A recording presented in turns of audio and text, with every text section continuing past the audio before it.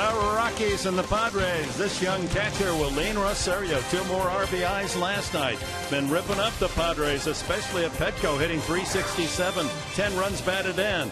And a man who has lived up to the measure of a major league talent, Kyle Blanks. He's hitting .350 against the Rockies. Which big man will prevail tonight as we welcome you to beautiful Petco Park, downtown San Diego. Game 2 of the 3-game series, the Colorado Rockies and the San Diego Padres. And good evening, everyone. A happy Tuesday to you all. Mark Sweeney in for Mark Grant with Dick Enberg. We're looking forward to another good ball game and plenty of drama last night. Padres came up short with a 4-2 Colorado win, and they're going with the left-hander who has really pitched well at home. Well, Eric Stultz feels very comfortable on this mound, and it looks like that, too, because it looks like he's playing catch. Eric Stultz, when he feels comfortable and he's mixing his speeds on his pitches, he can dominate a lineup. It's not about velocity, it's about location, and Eric Stultz feels very, very comfortable here at Petco. Good news is the last time, 6 times that he started here at Petco Park, the Padres are 6-0. And they need to snap this Colorado Rocky action here at Petco. You know, they've won every game they played here on our home soil. Yeah, it's uncomfortable when you're playing the Colorado Rockies, but that's what the NL West is all about. That's right. They fight each other. They understand there's teams, and San Diego needs to figure out the Colorado Rockies tonight. Well, there was a couple of other bright spots last night in defeat. Brad Brock just called up from Tucson, faced 5 batters, and took care of all 5 in relief. Well, mentally challenging year for Brad Brock, going up and down, but last night felt very comfortable and aggressive. I love the fact that he was throwing his fastball for strikes, but also that downward tilt with his slider, and he was very comfortable. Now, Houston Street looked very good last night, even not in a save situation, but the location was there. Went 2-0 against the first hitter, and then he looked very sharp with all of his pitches. Good sight to see. Yeah, Street was the all-star of a year ago. His performance a 1-2-3 9th inning, and that bodes well as the Padres move forward. Well, this is Tuesday, that's social media Tuesday night, and the Padres are chipping in. It's going to be quite an affair tonight. We'll be out on the Jack Deck. You'll get a chance to express your opinions. We'll be right back to Petco.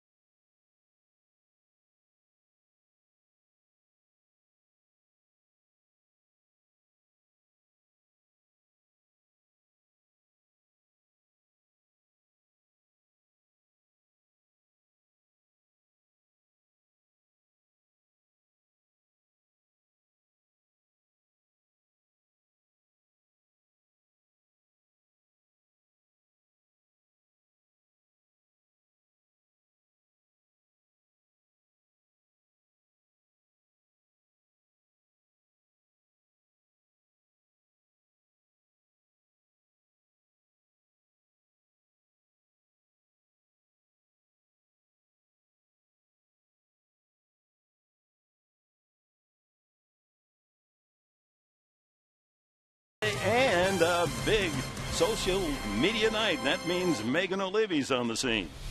Thank you so much. Yeah, a huge social media Tuesday, not only for Fox Sports San Diego, but also for the Padres. It's their social media night. Tonight we've got lots of fans in the Jack Deck who will be tweeting away using our hashtag PadresSocial. Now tonight we're asking you to join us on Twitter and Instagram, and tonight you'll get insider tips on who to follow on Twitter for all the best tweets. And we want you to tweet us at Fox Sports SD and tell us who you follow and why you enjoy following them.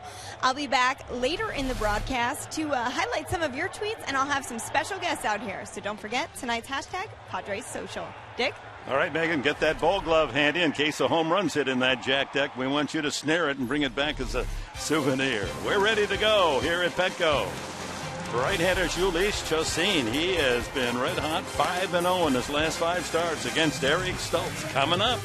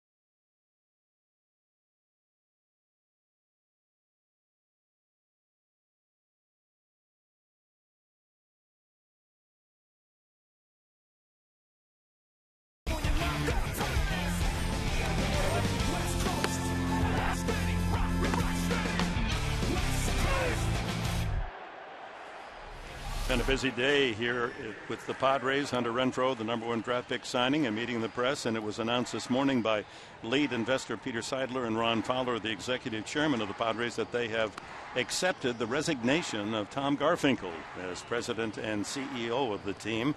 In his 4+ seasons, among his legacy, Garfinkel was instrumental in building a better fan experience at Petco. His departure from the Padres, amicable, and all of us at Fox Sports San Diego wish Tom and his family the very best as he takes his many talents to new opportunities. Ron Fowler will assume Garfinkel's day-to-day responsibilities on an interim basis until a new president and CEO is named. Colorado Rockies. They've had trouble winning of late, as has been the case with the Padres. Here's the lineup for Walt Weiss, brought to you by Hyundai. LeMahieu leads it off. Charlie Blackmon, just called up from Colorado Springs, hit second. And Michael Kadire with his .338 batting average. Willeen Rosario continues to hit well against the Padres. A couple of more RBIs last night. Jordan Pacheco for Todd Helton at first. Then Tyler Colvin will be in left field batting 6th. Josh Rutledge at second. Jonathan Herrera for Troy Tulowitzki at shortstop. Jhoulys Chacín, not a bad hitter. Well, the Colorado Rockies as a group, their pitchers hit well. Fans settling in on another perfect baseball night in San Diego. Eric Stoltz, the 33-year-old Hoosier left-hander, gets it ready, and here it comes. First pitch is in there. DJ LeMahieu, former LSU star, hitting .270. For a infielder, playing a lot of second base, but also can play on the left side at third base. About as tall as you're going to find in the big leagues. He's 6'4". Yeah, Dick, a lot of bench guys getting opportunities, and DJ LeMahieu are exactly right. Big, tall guy, but he can move around. That's what's happening with all the injuries for the Colorado Rockies. Carlos Gonzalez, Cargo, not in the lineup. He has a bad finger. And that ball driven to left center field.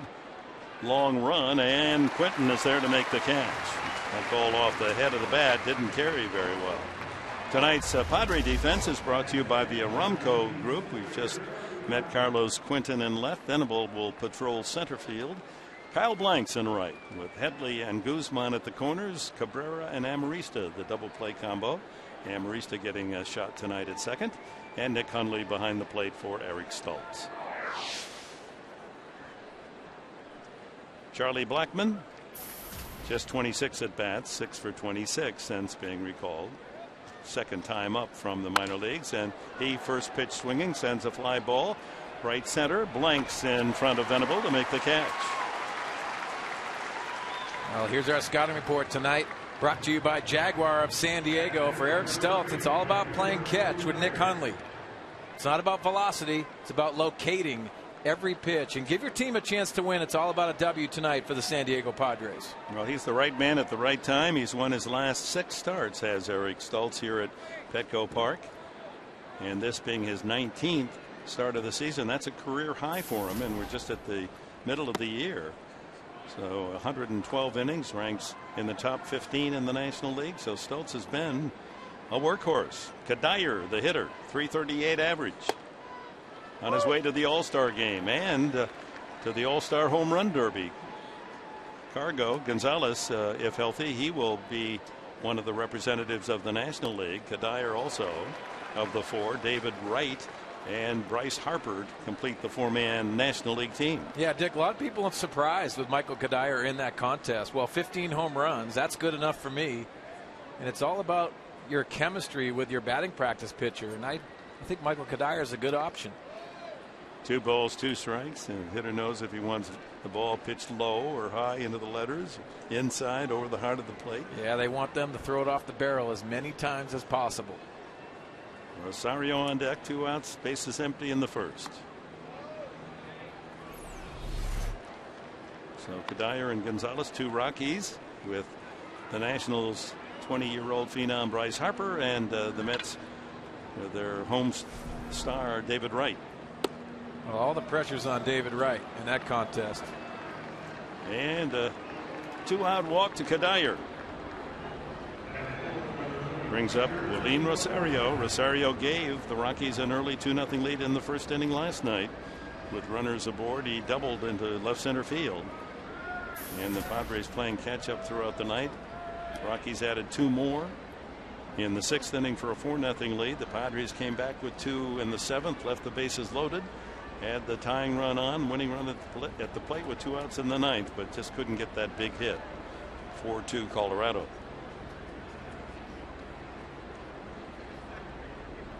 Rosario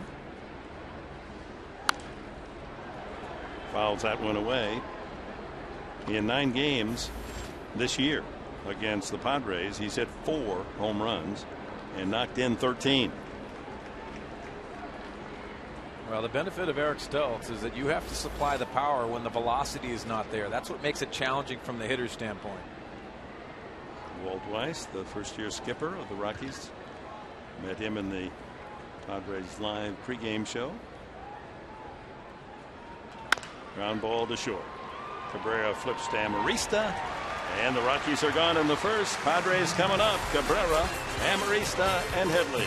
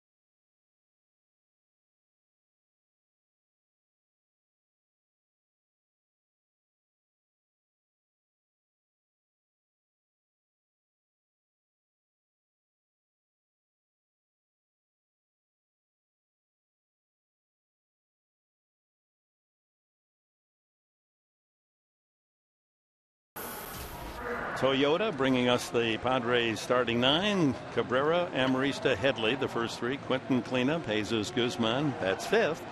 Kyle Blanks, with his good work against the Rockies this year, earns a spot in the lineup, hitting 6th. Then Will Venable, Nick Hundley behind the plate, and Eric Stoltz. And the Rockies defense aligned this way, brought to you by Hyundai, Colvin, Blackman, Kadair in the outfield, LeMahieu at third, Herrera the shortstop. Rutledge gets a start tonight at second, and Pacheco, very young infield, at first base. And Rosario behind the plate for Jhoulys Chacín. Chacín has been very tough to hit of late. He's now got an 8-3 record, and against the Padres 4-1, 2-0 this year. Cabrera takes a strike. Quite a contrast, Mark Sweeney, and these two pitchers and how their teammates support them with runs. Chacín is number 2 in the National League in run support. He gets over 6 runs a game. Stoltz gets the least support. Yeah, and you usually have that with, there's always one guy on the pitching staff that gets both, and it's some sort of luck. You talked to Jason Marquis about that. He believes a 15-game winner is because of the talent, but a 20-game winner, you've got to have the luck to win those 5 games. That's a good point. Cabrera takes inside. Eric Stoltz getting only 2.7 runs per game, where his opponent, Chacín, almost 6.2. So that's quite a differential at the two extremes of getting support or being ignored. Well, you look at the body of work for Eric Stoltz, and the 6-7 record doesn't indicate how he's pitched all year. Very consistent. Cabrera works the count to 3-1. Chacín will, on occasion, be a little generous with the walks. Goes to a full count with that strike. Cabrera leading the team in many categories, including bases on balls, 35. That helps to set the table.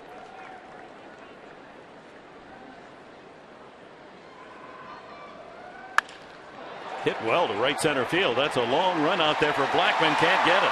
All the way to the center field fence, and Cabrera will coast into second base with a ringing double. Just an outstanding at bat with a sinker ball. You got to look for it up. 3-2 count. He works the count to his favor. He gets that ball up. What a beautiful swing by Everth Cabrera. He's getting his timing back. That's a good sign for the Padres. So a chance for the Padres to score first, and that makes a huge difference. The opponents have been getting the early jump on the Padres on this 10-game losing streak. When the opponents score first, the Padres are 16-37. They score first, then they're 24-13. So a big difference. Chop by Amarista. That's a tough play for Chacín, and he just does get him. Took a perfect throw over the left shoulder of Amarista to get that ball by him and to the first baseman, Pacheco. It helps that Amarista is about 5'5". Well, credit Alexi Amarista for hitting the ball to the right side, advancing the runner, but an athletic play by Chacín, and he picks this ball up. He can't go too much farther, and like you said, Dick, throwing over that left shoulder, very tough to do. They're comfortable about throwing to the plate, but sometimes with the bases, not so much. So Chase Headley can get a run home on and out if he can get the ball by the pitcher on the ground. Swing and a miss at that breaking ball low and in. Let's take a look at the scouting report for Jhoulys Chacín. And for the Padres, they have to get back to the basics. Hit off the fastball and trust your plan. Look for that elevated fastball, much like Everth Cabrera did on that first at bat. Headley, after struggling through the month of May and June, now hitting 300 in July. 1 ball and 1 strike. Well, you can see Chacín. It's a sinker slider repertoire. He has a changeup to go along with that, curveball. But he'll get around a couple pitches, especially to the lefties, with that cutting action. But predominantly, if he has to throw a strike, it's that sinker down and away to lefties. And the count to 1-2. Boy, that fastball right in the heart of the plate.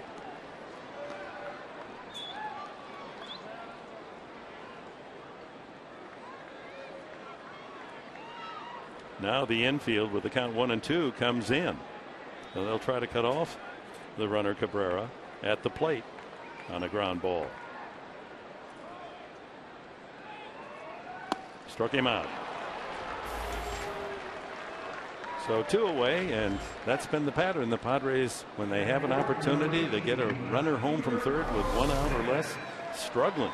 Good breaking ball by Chacín, and the reason for that, you go back and evaluate the at-bat. That fastball that Chase Headley took before that pitch is the difference maker. That's what they're going to have to change for the Padres to be successful tonight. That was the one that was very hittable. The strikeout pitch was a tough one. So Carlos Quentin with 2 outs. The infield will move back. And Quentin with a chance to drive in his 30th run of the year. Fouled at the plate. Padre leader in runs batted in is Kyle Blanks. Has a 4 RBI lead over Quentin.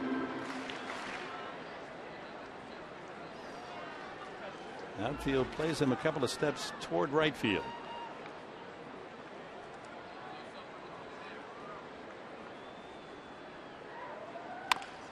And a bouncer to third.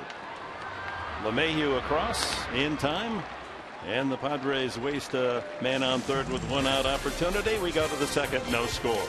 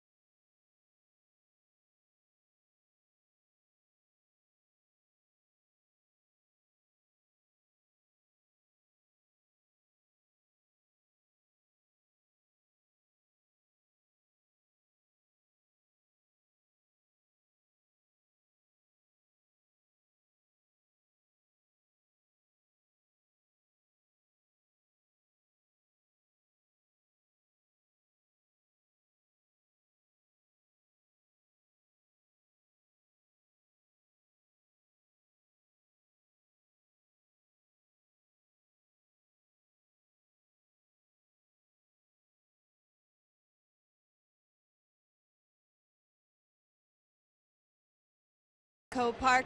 I'm Megan O'Leary, your social media reporter. Tonight I'm hanging out on the Jack Deck for Padres Social Night. I mean, all these fans here are tweeting using our hashtag Padres Social. Now, if you aren't too familiar with Twitter, don't worry, we've got you covered tonight. We've put together a list of people you should be following on Twitter from the Padres organization. Of course, the Padres, Los Padres, official page of the Padres in Spanish. We've got AJ Hinch, who I spoke to earlier.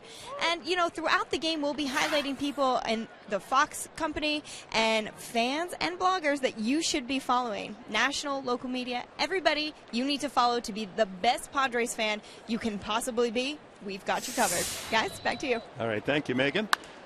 Top of the second inning, and Jordan Pacheco leading it off. The count, 2 strikes on him.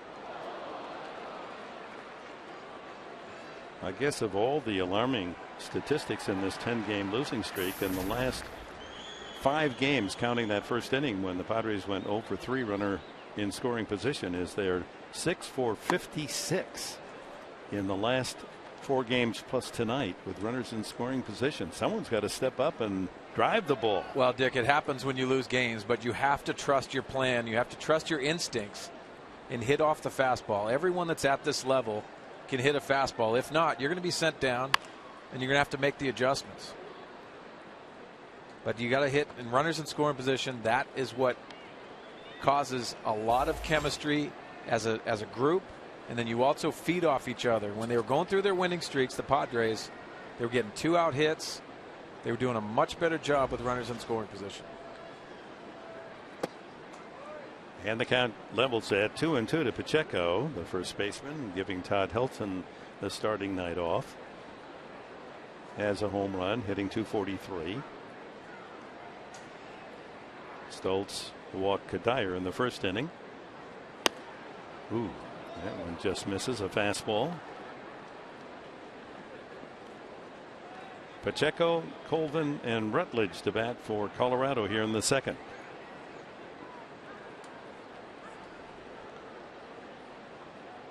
Stoltz facing a lineup without Tulowitzki and Cargo. Out of play without Dexter Fowler, without Todd Helton.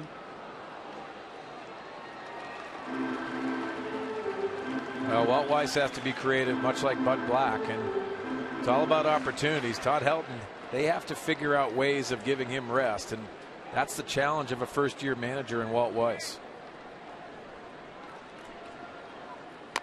Chopped out in front of the plate. Stoltz has to hustle and gets his man by a step. One out to Tyler Colvin.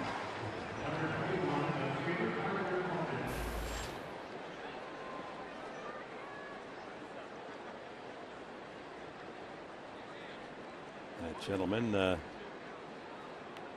perhaps involved in our social media night.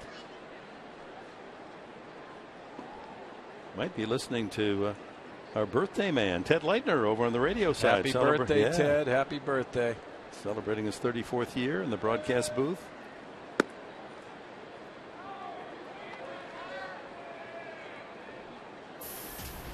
Colvin, 12 for 72, so only a 167 average. Cabrera. And there's 2 away. A couple of ground ball outs here in the second.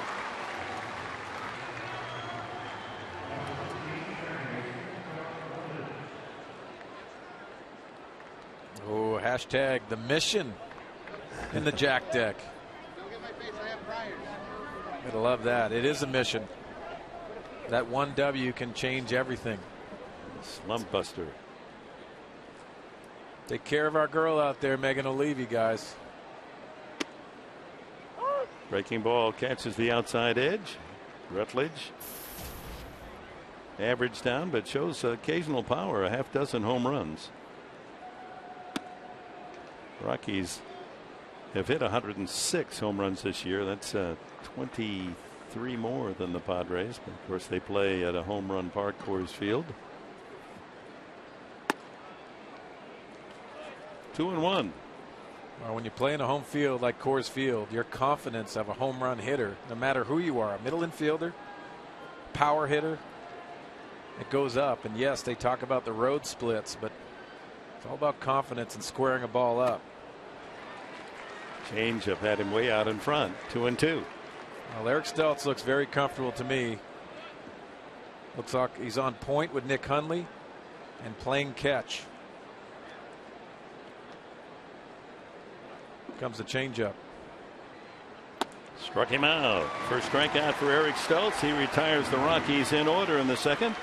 And we'll meet our #1 draft pick. He's going to join us. Stay tuned. Hunter Renfroe, 5-tool player, will be in our FAP Sports San Diego booth.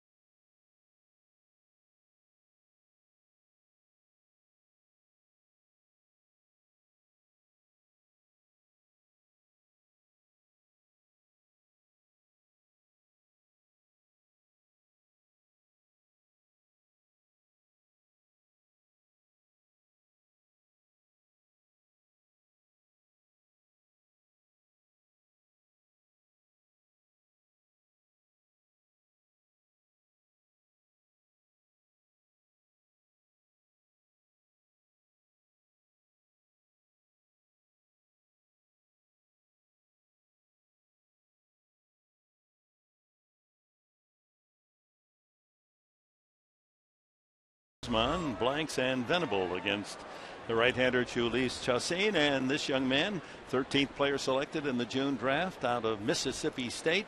And Hunter Renfroe is now a Padre. And congratulations. Good to have you with us. Appreciate it. Thank you.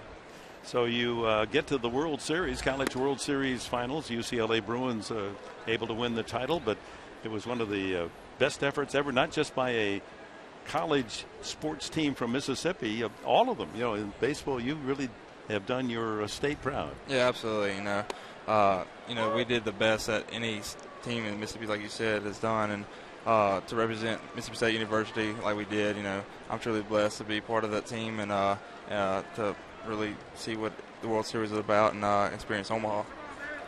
We always say Guzman hits that to center field and Blackman has the first out of the second inning. There's always hobbies, and your name is your hobby. You like to hunt. Yeah, absolutely. In off time, I love to get out and hunt a little bit and do a lot of fishing and just do everything the South is kind of represented for.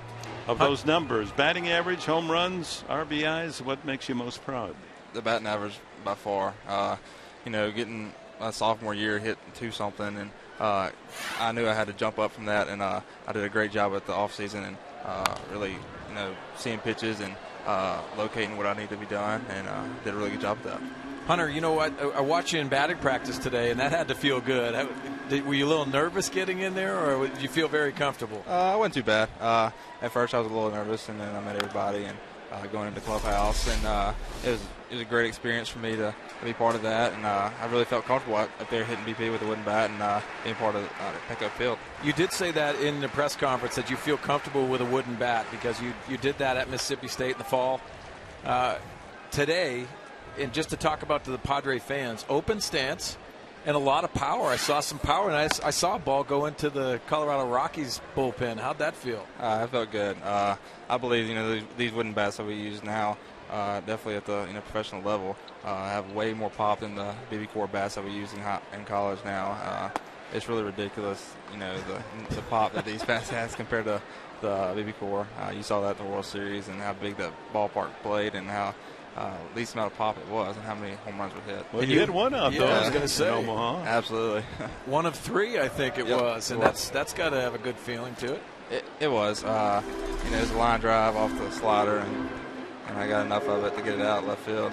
What's impressive to me, Hunter, is your short stroke. You have a power position with those legs and driving the baseball, but I love the short stroke. And did you work on that specifically? Oh, absolutely. That's definitely it comes in play when there's 2 strikes, and in the first 2 I get my hacks in and go with throughout the the count. But definitely I've worked on that in the summer ball and throughout my junior year. And me and Coach Cohen has worked countless hours on working on keeping off the sliders in the dirt and just hitting my pitch. Blanks goes down swinging for the second out. That's the second strikeout for Chassin. The man next to you, Mark Sweeney, was marveling at your throwing arm watching you in the College World Series. You must have pitched along the way. Oh, yeah, absolutely. I ran it up there 98, 99 miles an hour. Wait a minute now. Come on now. Don't be fudging now on that radar. I promise you. And is that with movement? Yeah. If I throw a 2-seam, I could probably get up there 2-seam, 95, a little movement. But, with them balls we have now, we have bigger seams. Don't have much movement as the professional balls, of course. But, I could bring it up there a little bit when I was pitched a little bit. First pitch swinging is Venable, and he gets into that one into the right field corner near the Petco Parch. If it's fair, it's gone, and it's foul. Just missed a home run. Venable looking for number 11 on the year. Well, Hunter, I was watching, the last game against UCLA, and you had a chance to throw a guy out the plate. That's what impressed me the most from right field was your throwing arm, but you got it off quickly. Oh, yeah, is that something you take pride in, too? Because they talk about 5 tools, and definitely defense in your throwing arm is one of those. Yeah, absolutely. We work on throwing, every day at practice. We work on throwing more than we do hitting and defensive, of course. But, we work on timed throws from second or to third base and getting it in and out of your glove. And being able to throw guys out is, one of my special things I get to do. And I've done a really good job with that. If you have your choice of wearing any number, what would it be? Number 11. Why 11? I've worn number 11 since I was probably 7 years old. I wasn't able to wear it in Mississippi State because of Coach Cohen, but I guess I let him have that. And did you have a favorite player growing up? Probably Chipper Jones. Not a bad choice. Yeah, not a bad choice is right. Hunter, they talk about some comparisons, and I've heard the Tim Salmon comparison in right field, and we know him with Anaheim Angels. That's a pretty good comparison. I know you probably don't compare yourself to it, but that's high praise. Yeah, absolutely.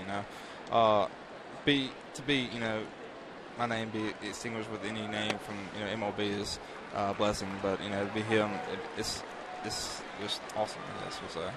So you're off to the pros. You can make your first at bat pretty soon, up to Eugene. Absolutely. With the other rookies, and you have to be itching to go to work, huh? Yeah, I am. I got home and I was itching to just get home and experience home again. And once I got there, I was ready to come out here and get started. So it's kind of a win-win situation. We met your mom and dad. Mom and dad today. Now, where do you get your athletic talent, mom or dad? Both, really. Really? Yeah. Tell us about that. My dad was a catcher in high school and got the chance to play college ball, but went to work instead. And mom was all state in track and basketball and stuff like that. So I got a lot of athletic ability from both of them, actually. Good DNA. Absolutely. Do you think you can play in this weather? Would it be okay? Absolutely. This is beautiful weather compared to Mississippi weather. Be 98 and 100% humidity is pretty tough. Well, we're pleased that you're part of the Padre family. I know you're going to have a great career, and you're going to meet a lot of wonderful people along the way. And we'll look forward to it. We'll see you in Peoria in the spring. We'll see you down at spring training. Absolutely. Thank you very much. Best to you. Thank you. Congratulations. Thank you very much. Hunter Renfroe, #1 draft pick of the Padres. They signed their top 19 selections. Hunter will get to meet some of the other young men that the Padre system and scouting system is very high up at Eugene. And it's kind of fun to see these young guys come in for the first time. And who knows, 4 or 5 years ago, we may be describing their prowess here on the Petco Park field. His home, by the way, Hunter's home 30 miles south of Jackson in Crystal Springs. And he was introduced to Andrew Kashner right away because there's a Hunter. Oh, yeah. And loves to fish. It's all about the outdoors. Nick Hundley with a 2-out walk to Will Venable, who hit 2 balls right on the nose, almost a home run. Then the Petco porch, and then he ripped a liner that was about 10 feet foul down the right field side. Now on first base with a walk. A threat to go.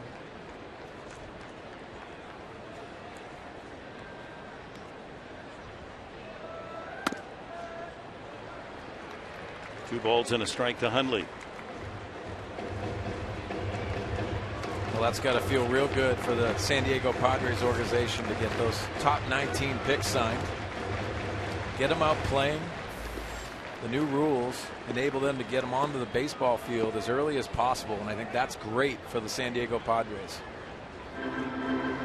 Very impressive swing today. I know it's only batting practice, but there's certain elements that you get to watch. The short swing, the power stroke. You see that 352 average. That's knowing the strike zone. Tells me a lot about what he has mentally up there, because that's difficult to have that average. He surprised me. I thought when we asked him about the numbers, the statistics, what he was most proud of. I thought he'd say the home runs. Oh, yeah. But he said batting average. Hundley hits it deep. That one's hooking foul. That's way up into that second deck. About 15 feet foul. Well, that tells you he's a hitter. When he talks about average, take a lot of pride in that. The best example I've ever been around is Tony Gwynn. He took a lot of pride in hitting for average because he knew he was going to put up numbers. If Hunter Renfroe hits with that type of average, the home run power is definitely going to be there. He's a big guy, isn't he? Ground ball right to the glove of Pacheco. Leans out and backhands it. And the Padres gone in the second. No score after 2 at Petco.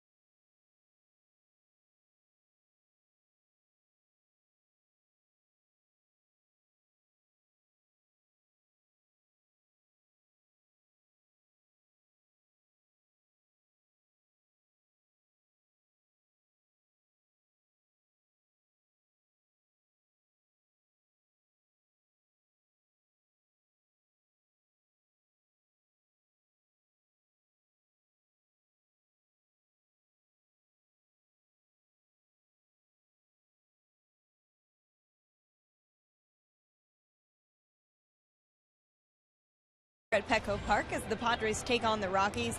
I'm Megan O'Leary, your social media reporter, out here on the Jack Deck with lots of fans who are tweeting up a storm. I'm joined by Andy Mazer, Padres radio play-by-play announcer. And Andy, we're asking fans to use the hashtag Padres Social tonight. We're talking about who they like to follow on Twitter and why. Give us your insider scoop. Who do the fans have to follow out there? Okay, well, I have three of them, actually. Corey Brockman does a great job for MLB.com, Padres beat reporter, at Follow the Padres. And I know a lot of fans are interested in the minor leagues and what goes on in the Padres system and other systems. I would suggest following Baseball America and Baseball Prospectus. I think you get some great insight there, and those are two good ones to follow. Insider tips straight from Andy Mazer at Podcast on Twitter. Be sure to follow him as well. Guys? All right, Megan, thank you. We'll be back to you shortly. Top of the third, no score. It'll be Herrera, the pitcher Chacin, and leadoff man LeMahieu against Eric Stoltz. And I get a lot of information from Andy Mazer as well. Very active on Twitter.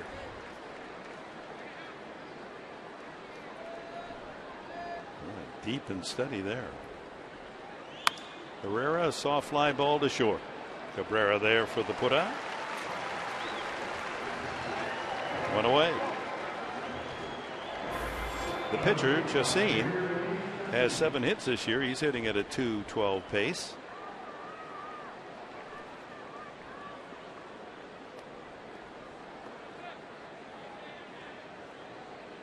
And last night we saw Tyler Chatwood swing the bat and realized why he's a .333 hitter on the season and a good base runner as well.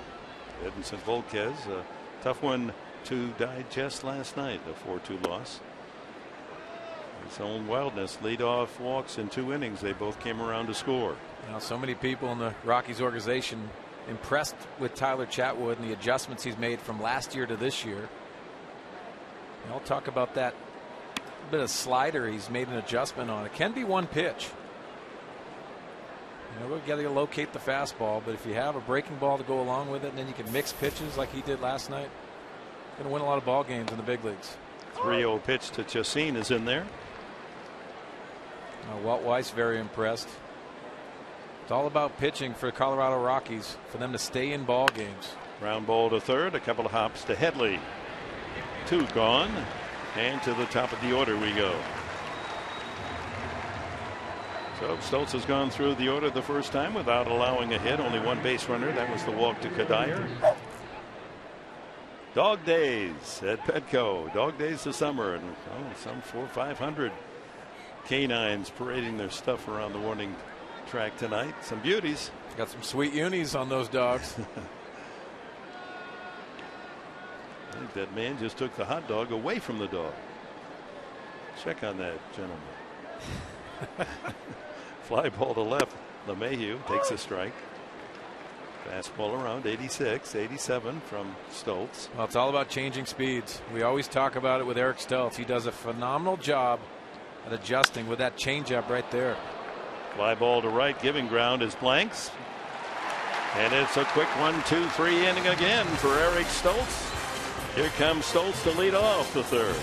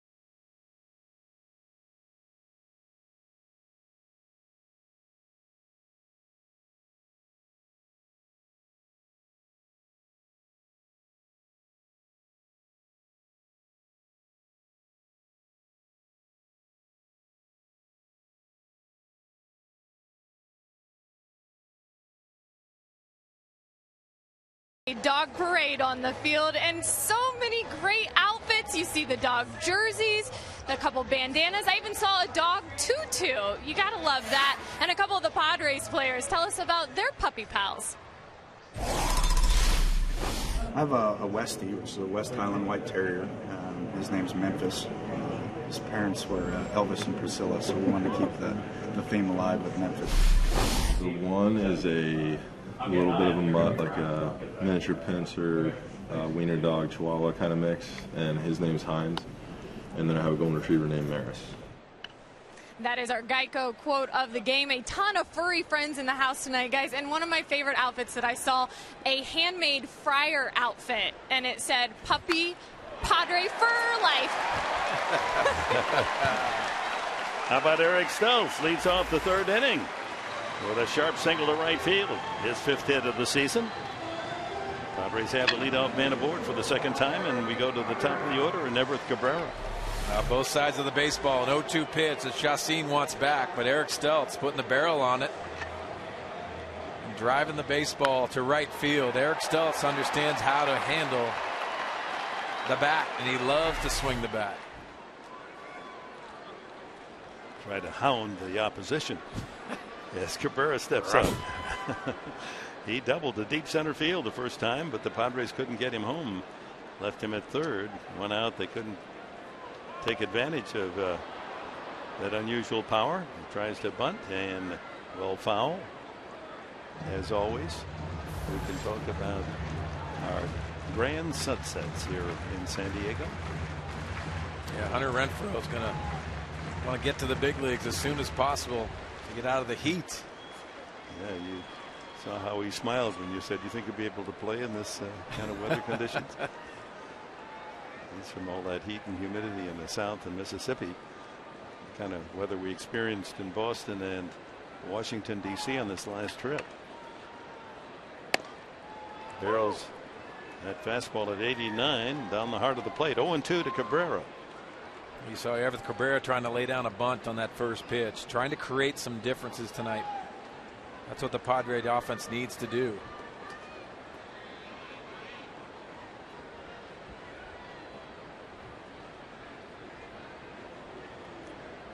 Stoltz, a safe lead over at first. Watch out. Somebody went after that line drive, and thank goodness. Valiant effort by the fan saved somebody else behind him from getting smacked with a liner.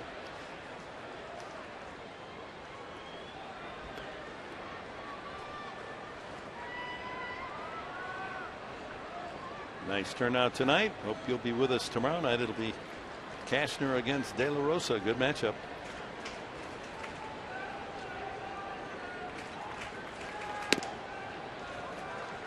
One ball, 2 strikes to Everett Cabrera. A week from tonight, he'll be in New York at Citi Field playing with the National League All-Stars. I got to congratulate him yesterday before the ball game. His eyes lit up. Such an honor.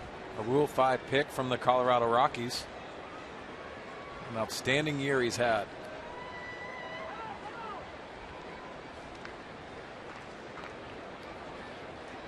So hard to find that leadoff hitter. You think of Ricky Henderson in the game. Those elite leadoff guys. You don't see many around in the major leagues anymore. It's a very hard position to find. He checks back, and the count goes to 2-2. And for Everett Cabrera, it's about slowing the game down. I think he's done a tremendous job staying in the moment. Concentration level is picked up. And to ask that, to play every day at a position at shortstop especially, and lead off, that is very demanding. And he's in his prime, just 26 years of age, so he's got some good years ahead. And that's a little protective swing, but it keeps him alive. Well, when you talk about slowing the game down, that's exactly what he's doing. These 2 foul balls he's had with a 2-strike count, letting the ball get deep. Last year you saw him jump out, get out of the strike zone, and at times Bud Black could not put him at the top of the lineup because he got out of the strike zone so many times. Struck out too many times. And he's also and willing to give up on the handle of the bat. He chokes up with 2 strikes. And works the count full. Well, he was down 2 strikes. Good at bat. Chacin's pitch count up to 44 here in the 3rd. No one out.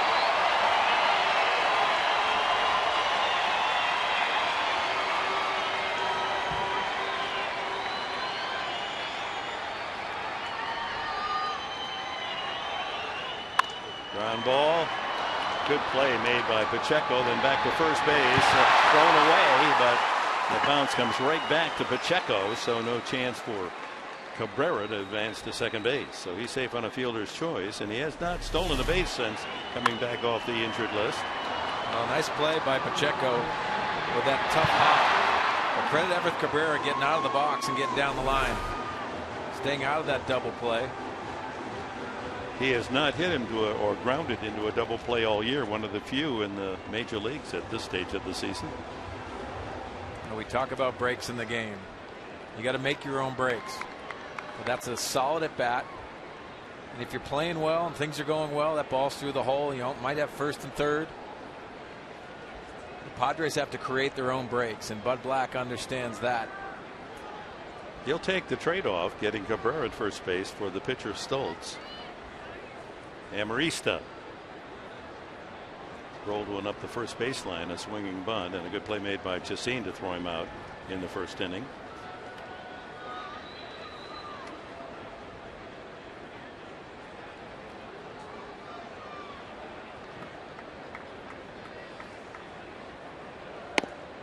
Of course, Cabrera injured that hamstring on a steal attempt, and until he feels he's absolutely 100% healthy again, we're probably not going to see him steal too much. Yeah, that's a great point. And it's about strength in your hamstring. Yes, he feels comfortable running, but it's that explosion that he needs to steal bases. Well hit to right center field, and there's no one there. Cabrera's off. He's around second to third. He's going to come around to score. Amarista streaking toward third. He is in there with a triple.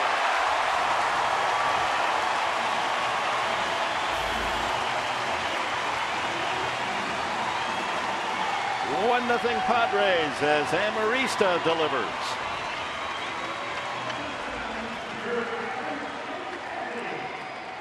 And another chance for the Padres to add on with a man at third and 1 out. Everett Cabrera's speed bought Alexi Amarista a fastball, and he jumped all over it.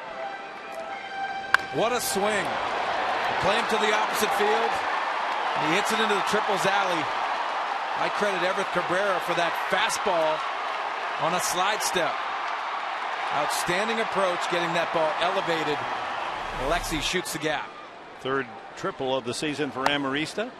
Headley up again. He had Cabrera third with 1 out in the 1st, but struck out. Here's a chance to add on. It's 1-0. Infield draws in.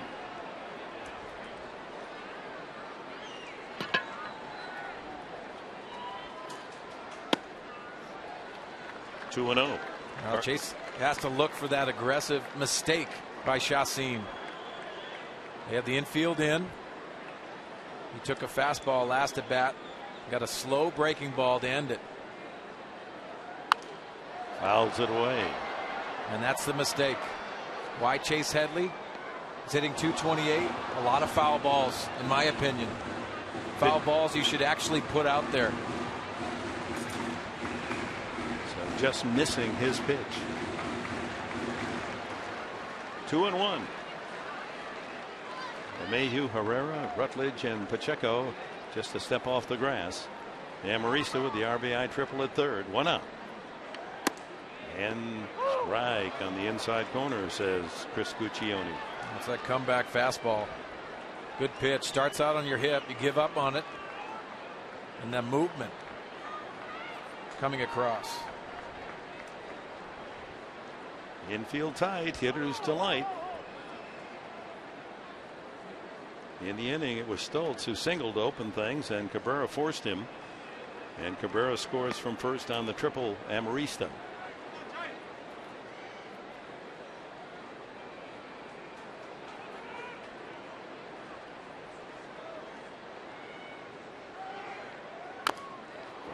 the plate, goes all the way out to the mound.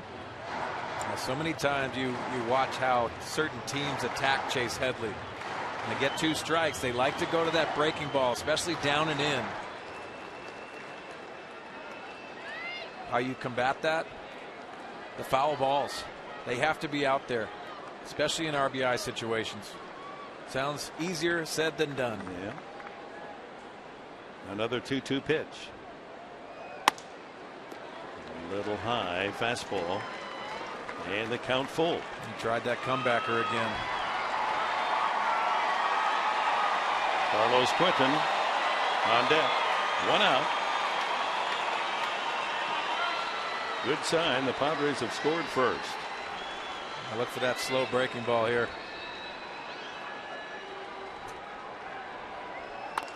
And another foul. That's what he got, the slow breaking ball. Well, that's what the pitcher, especially those sinker ballers that understand they're only a pitch away. So him putting Chase Headley on first base is not something he cares about. Reason for that, he puts him on, he's still in double play, 1 pitch away from getting out of the inning. It's going to be his pitch.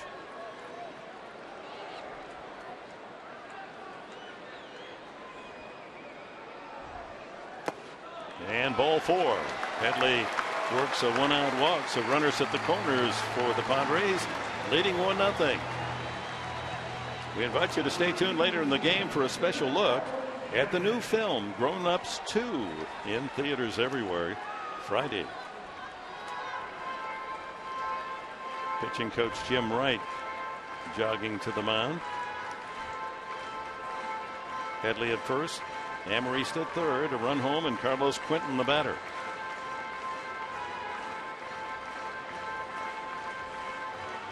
And 55 pitches from Jhoulys Chacín. And we just have 1 out here in the 3rd. Well, credit the Padres' approach. Very patient, but they look more aggressive to me tonight.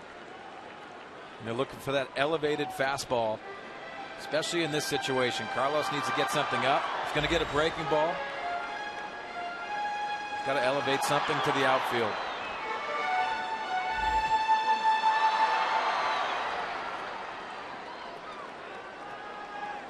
Giants come in next. Thursday, Friday, Saturday, Sunday. They're leading the Mets 2-0 up in San Francisco. Early innings. They went 16 last night, and the Mets won. Infield back, looking for the double play chance. Yeah, he's got to pay attention to Chase Headley. Not a bad situation to try to take second. Big hole on that right side for Quentin. Second baseman Rutledge is way over near the bag.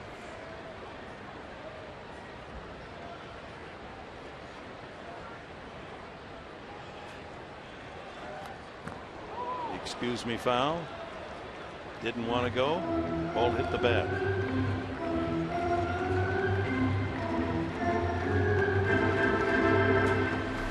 Take a look at Carlos going at it. Just catches the back end of the bat on a check swing. One of those plays you get frustrated. You want to hold up. Yeah. Your bat goes too far. You give him a strike, but it would have been a called strike anyway. Ooh. That almost hit Quentin.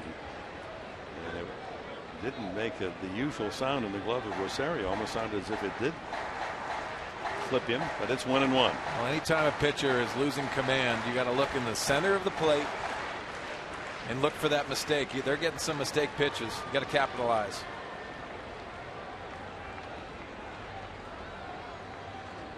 First and third, 1 out, and the foul back.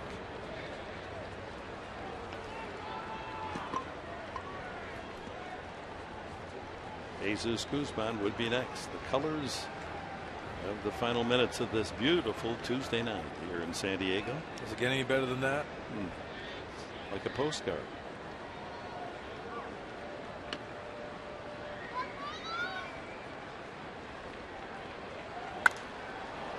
Out of play.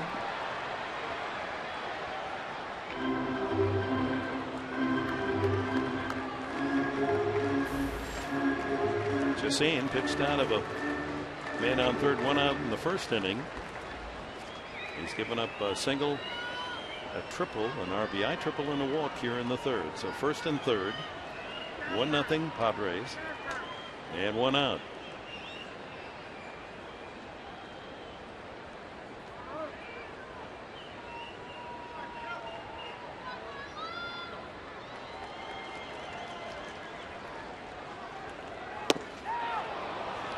Went around and a pitch way outside.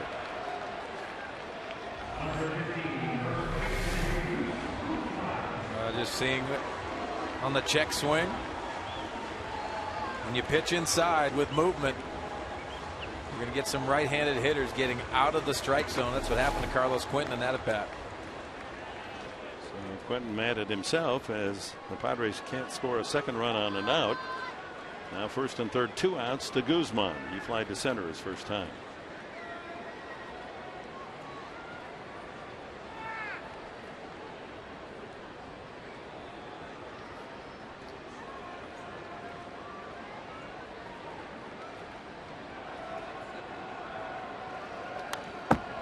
Oh, good swing.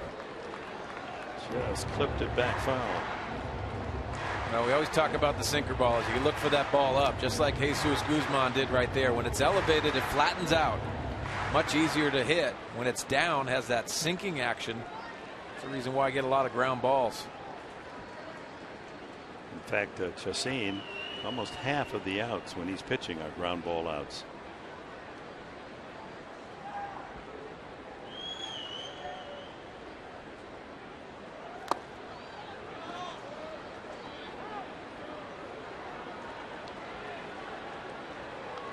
For Chase Headley, if he's not going to steal the base, he's still got to be active, especially in a first and third situation with 2 outs. Balls in the dirt. So Dave Roberts is going to remind him in between pitches. You might be able to steal yourself a run. Exactly. And Marista down the line at third, and Headley at first base. 1-1 to Guzman. On the inside corner.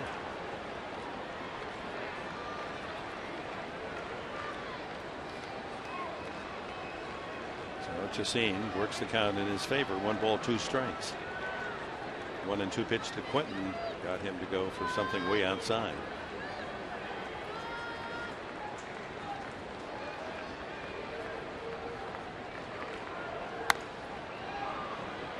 Like Guzman wanted to shoot that one to right field. With 2 strikes, you got to stay inside it. Let the ball get deep inside the strike zone.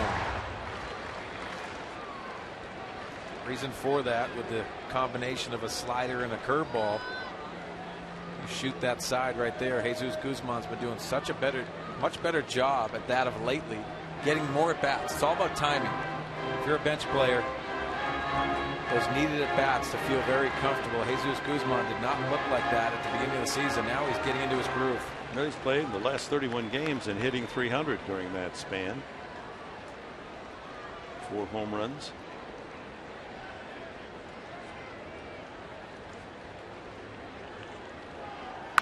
Ground ball, third base.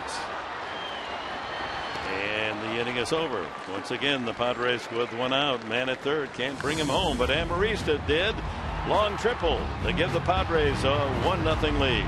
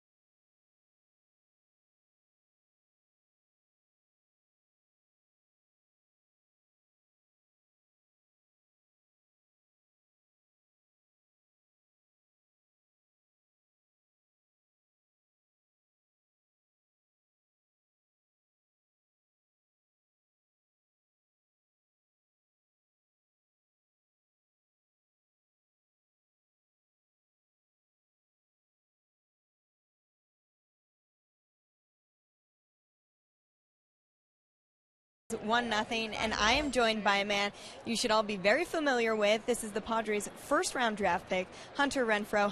Hunter, congratulations on all of your success in joining the San Diego Padres family. Thank you very much. I really appreciate it. Now, here at Fox Sports San Diego, we celebrate Social Media Tuesday every week during the baseball season, and tonight we're asking fans to tweet in using the hashtag PadresSocial. We want some insider tips from you. What account must fans follow? Who do you love following on Twitter? You know, being in outfield, Mississippi State, you know, I love following the left field lounge. You know, they tweet out some great things. You know, they tweet about, you know, the opposing outfielders, the opposing pitchers, and just some gossip about them. It's hilarious, really. Well, fans, you heard it, and remember to follow Hunter on Twitter as well, at Hunter_Renfroe. Guys, back to you. Well, we got Hunter Renfroe really working the whole ballpark, don't we? Yeah. He's comfortable in right field. He's in our jack deck.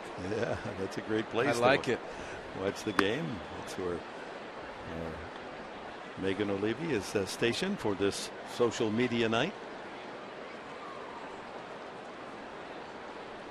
Eric Stoltz works the count, 1-2. Charlie Blackmon leading off the Rockies' fourth. Number to third. Headley, bare hand, throw. Just in time. 8 in a row now for Eric Stoltz. Now this is a Gold Glove play. A swinging bunt and the calmness of Chase Headley. Very impressive. Going to be a major league third baseman. You got to make that play on the swinging bunt, and Headley's as good as anyone. Gold Glove effort. Michael Kadire, the only base runner against Stoltz. He walked first inning.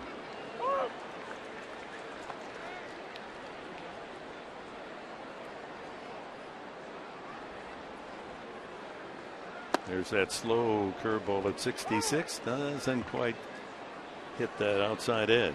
Ron Coppola says no. First base umpire. Fastball 89. He's topped out tonight. 66 on the slow curve. And that is so difficult, that range. I think the difference maker for Eric Stoltz is that slow breaking ball. And when he's thrown it for strikes early in the game, it's just another thought in the hitter's minds. Very difficult. And 3-1. So Kadire walked in the first inning on a 3-2 pitch. Now has the count at 3-1. Well, put in perspective, that 87-mile-an-hour fastball looks 97 miles an hour.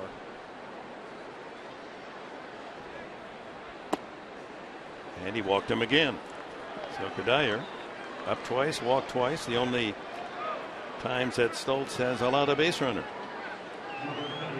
One out. And Rosario's the hitter.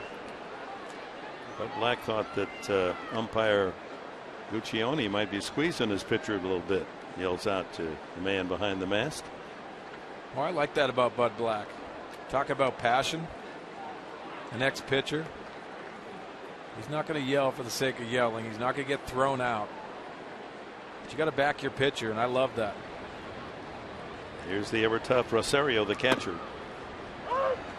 And off speed strike. Did a little up that time. Rosario, 13 home runs this year, after he led all major league catchers with 28 last season.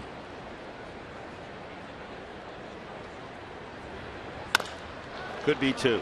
Cabrera, Amarista, not a good throw, and Amarista loses the ball on the exchange, so the runner out at second base. That was a surefire double play ball, but Cabrera's throw was low to Amarista. Luckily, he was able to handle it for the force, but not for the double play. Well, it's all about the feed. Everett Cabrera gets himself set as that low throw, and it's all about the exchange. That's the reason why he's out at second. See just the flip into the bare hand for Alexi Amarista. Nick Kadire comes in hard, as a runner should. It'll bring up Pacheco, first baseman. Tapped out in front of the plate. Stoltz threw him out in the second inning. Well, Eric Stoltz, true to form, pitching well here at Petco, where this year he's 3-1, 2.85 ERA, and overall his starts at home 6-1. The Padres have won his last 6 starts here at Petco. 2-0 now to Pacheco. Well, when you talk about Eric Stultz, Darren Balsley, the pitching coach, I asked him today what he do going into the start. He skipped his bullpen session. And the reason for that, you get tired as the season goes along. Eric Stultz needs to save all of those bullets. I thought it was a key for tonight. Falls behind 3-0. A walk to Kadire with 1 out. He was forced on Rosario's ground ball. And there again, that pitch could have been called a strike right at the knees. Our Fox Tracks has it right there. It's the reason why you're probably hearing Bud Black barking from the dugout. A little higher, and so he gets the strike call. 3-1. And there's times, Dick, that you'll see a catcher, he'll squeeze. He knows what a strike is. He'll have a little signal in between the catcher and the manager. Say, hey, yeah, that was a pretty good pitch. Tap the shin guard or put your hand behind your back for a moment. Foul by Pacheco. You know, the umpires don't like that. I don't mind it, and the reason for it, being in a dugout, different managers have different styles, and the way you handle umpires can determine some outcomes late in the ball game. That's that old adage, you're not arguing for the call just made, you're arguing for the next call. Exactly. I think Bud Black does it with class, but he has a lot of passion. Rosario off with a pitch, and ball 4. Went with a slow curveball but misses, and so a couple of walks here in the 4th inning, and the Rockies have 2 men aboard in this 1-0 game. Time for the Sequan Casino Daycation stat of the game. Most strikeouts against left-handers this season. The Rockies have not fared too well. The Mets really having trouble with southpaw pitching. Rockies and Cubs as well. And in fact, Colorado on the year against left-handed starters have won only 13 times in 34 games. 13-21. Well, 4-11 on the road against left-handed pitchers. We always talk about the road splits with the Rockies. So 3 walks, that's been it for the Rockies, as Tyler Colvin grounded to short his first time. Curveball for a strike. Swinging.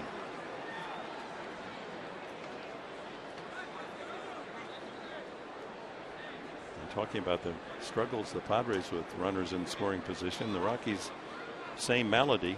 1 for 7 last night. They're 0 for 6 tonight. 1 for 13 in the series, and Stultz trying to keep it that way. Off speed, way out in front. Good changeup. Good action on that pitch. And to get action, you need arm speed. Eric Stultz has that. Yes, it's not velocity, it's arm speed. That's what you swing at from the hitter's perspective. In my mind, the toughest pitch to adjust from. Fastball to changeup. So the count in his favor. 2 strikes to Colvin, who just does get a piece of that changeup. Waste of fastball high has often been the pattern here, where Stultz will throw one up around 90 miles an hour, but out of the strike zone. Well, a lot of lefties don't throw too many left-handers that changeup. It's all about location. He throws it away. So many times you hear from the left-handed perspective, no, don't go down and in. That's a pitch that you're going to miss down and in most times. Well, not a lot of left-handed pitchers throw left-handers changeup. I don't know why. And that's probably the reason. But Tom Glavine did it. Those excellent changeup guys have confidence, but I like how Eric Stultz tries to attack that outside corner. Check out this fastball up. Throws it outside. 89. The walks in the inning to Kadire, and he was forced by Rosario. Pacheco has walked, so Rosario at second, Pacheco at first. Padres leading 1-0 here in the top of the 4th. Got him swinging. Another changeup. How about that sequence? Eric Stultz with a second strikeout leaves 2 men stranded. And the left-hander from Bethel College, Indiana, has not allowed a hit through 4.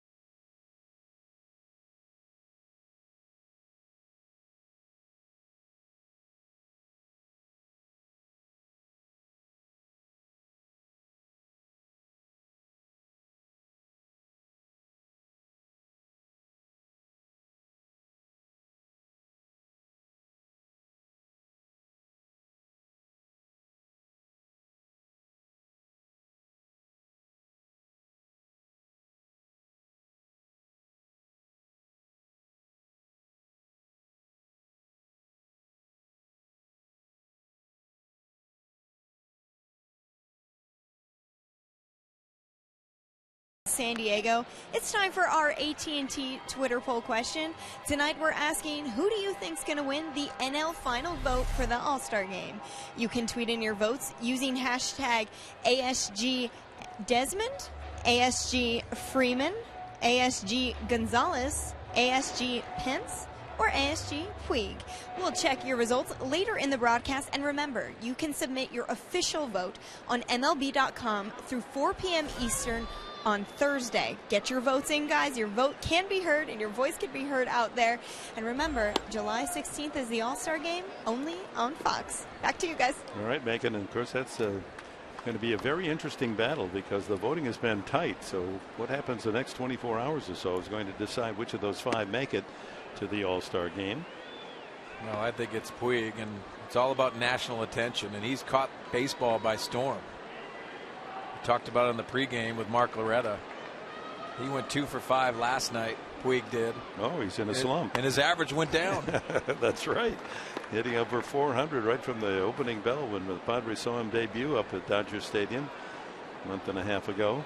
And I understand it. It's a small sample size, but it's also very impressive what he's done. And I think it's all about the youth in this game. Baseball is looking for the next Derek Jeter, and I'm not saying he's going to be that guy because that's very difficult shoes to fill. But he is very exciting, and all of baseball is talking about him.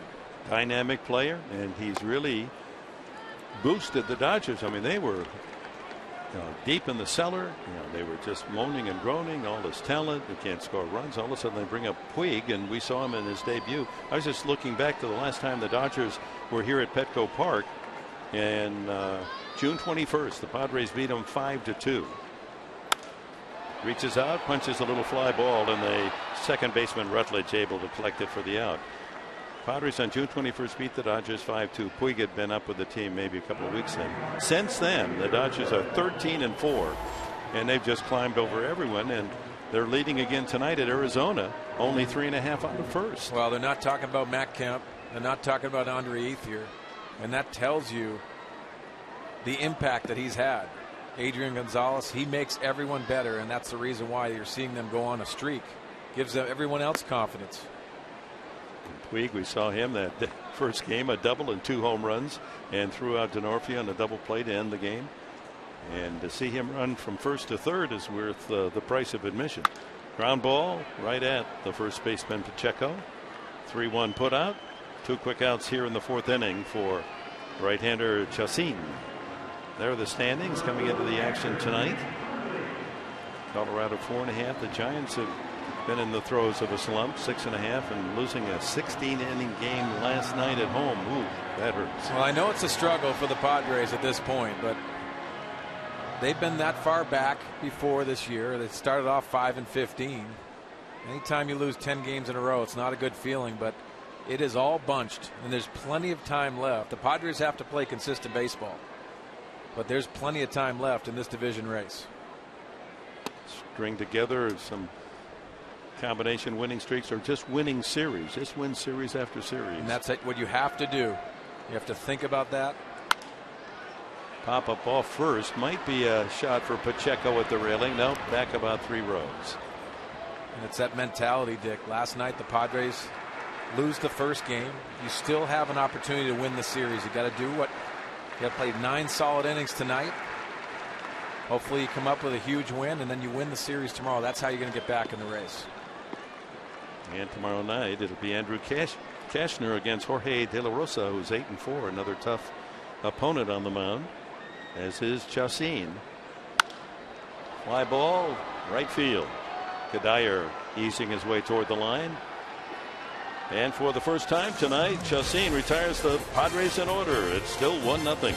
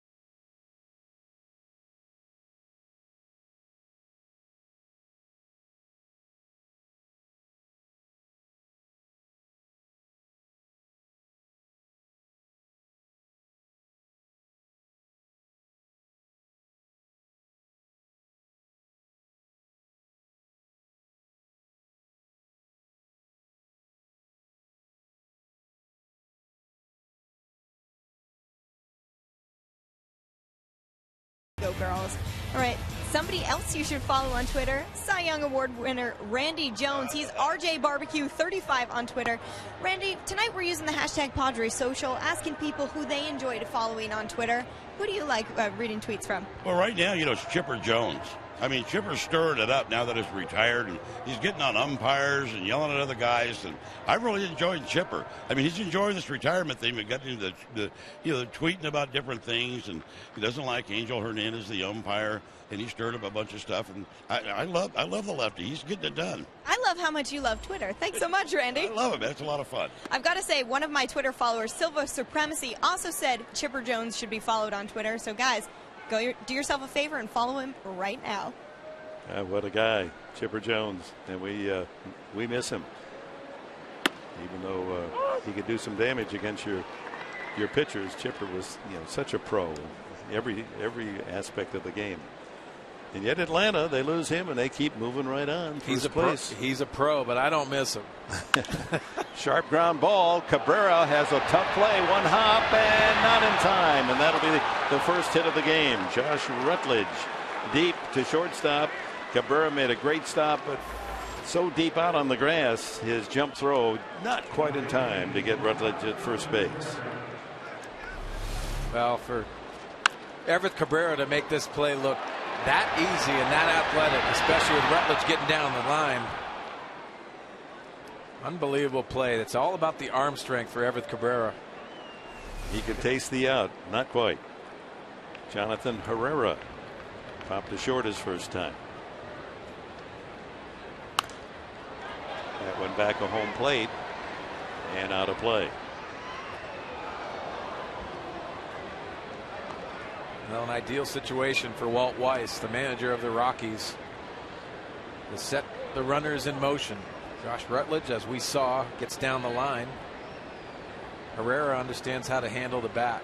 Perfect hit and run situation if you're a Colorado Rocky. Herrera had a couple of hits last night and an RBI and stole a base.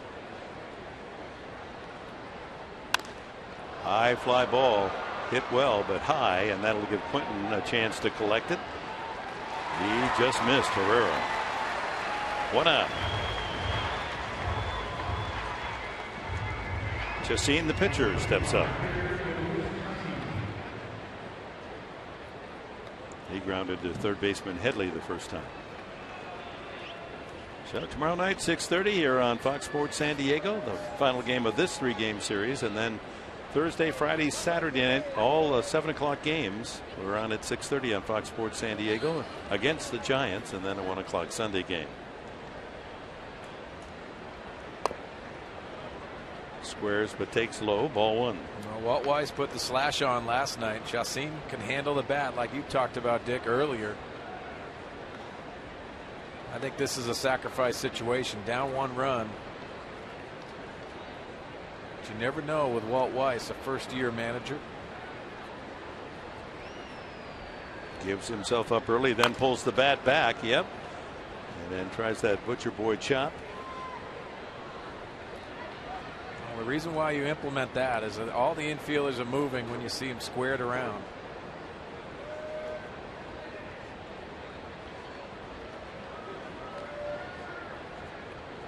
One out, Rutledge at first base. 1-0 Padres, top of the 5th.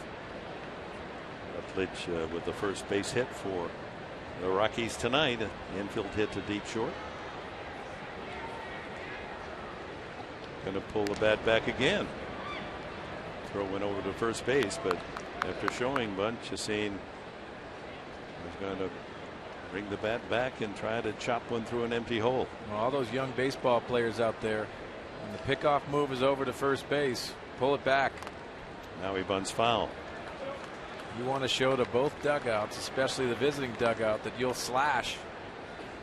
You know he's going over to first base. You see that pickoff move. Hold the bat back. Put a thought in their heads.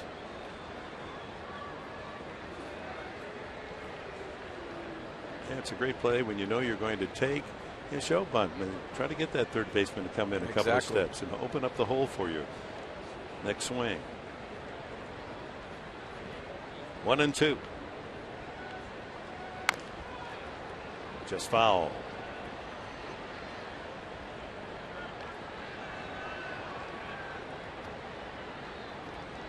Well, despite the loss last night, Petco has been a very friendly home ballpark for the Padres. They're 24-12 the last 36 games, so they get back in the winning ways here on their home turf. Certainly that man wants to see a W. An imperfect 10 losses in a row.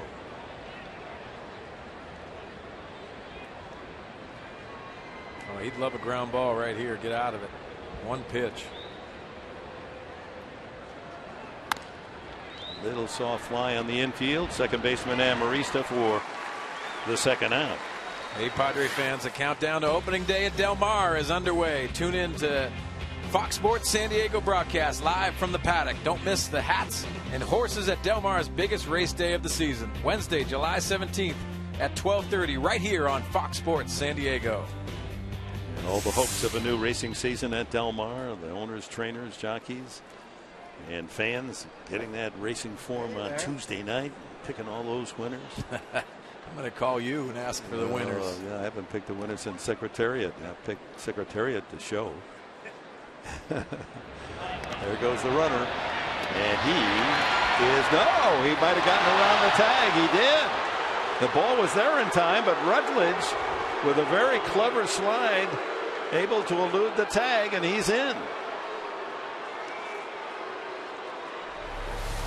Well, Josh Rutledge goes on first move, and a good throw by Jesus Guzman. You can't get lazy if you're Everett Cabrera right there and assume he's going to slide into the tag. Credit Josh Rutledge making that awkward slide, but getting that foot on the backside of the base. Totally picked off, and the ball was there waiting for him, and Rutledge, a little Houdini act, escaping the tag. That could be big now. LeMahieu has flied out twice, so the tying run in scoring position thanks to the slide of Rutledge. That is a stolen base to remember for Rutledge, his 7th of the season. Dead to rights, but came in the back door. Ground ball to Cabrera. Across the way to Guzman for the out. No damage done. We're at the halfway mark in this one. 4.5 in the books. San Diego leads it.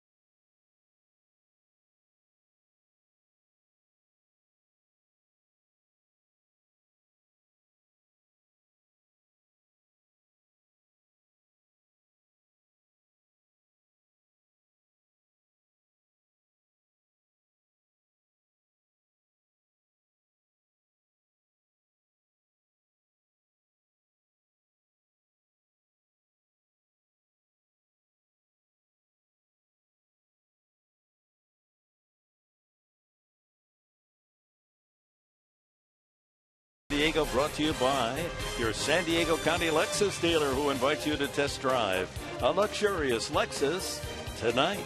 By Petco, where the healthy pets go. And by Farmers Insurance. You can contact your local agent at 888-96 Farmers.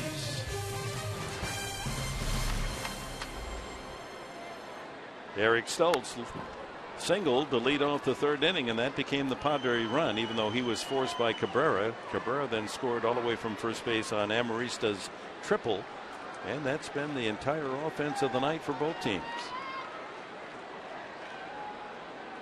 A weak wave at that one. It's 1-2. Well, Eric Stoltz likes it up there, that flat sinker. That's the pitch he hit out up in LA for a home run earlier in the season. Cabrera and Amarista to follow. And it's 2-2. Rosario wanted to pull that into the strike zone. Looked like a windshield wiper pulling that in. Seems to work. Fly ball slicing toward the seats and left, and just out of the reach of Ty Colvin. Going to make a fan happy.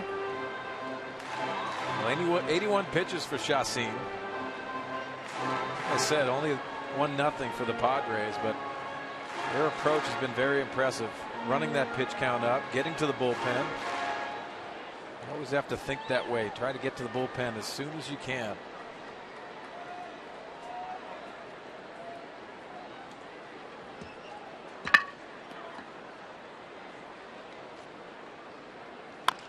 Shot by the mound. Tough play.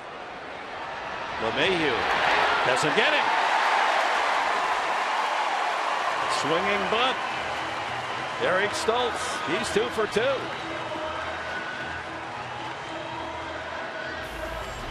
Oh, looked like it took a funny bounce just as it got to LeMahieu. Right Eric there. Stoltz puts his head down. He looked like he was surprised that he was called safe. Take a look at the swinging bunt. And he puts his head down right there. He realized it's going to be a tough play. He's getting down the line. It's all about effort. Yeah, and he is safe. Yeah. Former outfielder in college. Hit .335 and 23 home runs. So 2 for 2 tonight. He's the leading hitter in the game. Cabrera punts it up back on the screen and over the screen. Doubled his first time up to deep center field. Safe on the fielder's choice in the third. Well, we talked about the pitch count, 83 right now. After 76 pitches, 346. That's pretty dramatic stuff. That's getting tired. It's leaving the ball up. Padres have to capitalize on those pitches. Makes Walt Weiss managing decisions very difficult, and he understands those stats.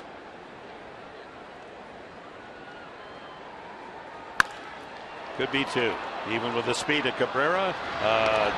Double play, and that is the first time all season Everett Cabrera has grounded into a double play. It took a perfect hard hit ball right at the second baseman, and they turn it 4-6-3. Well, Taylor made Rutledge to Herrera. Speed can't outrun that strong arm of Herrera. Hit it well, but right at the second baseman, and there's 2 away to Amarista. RBI triple the last time.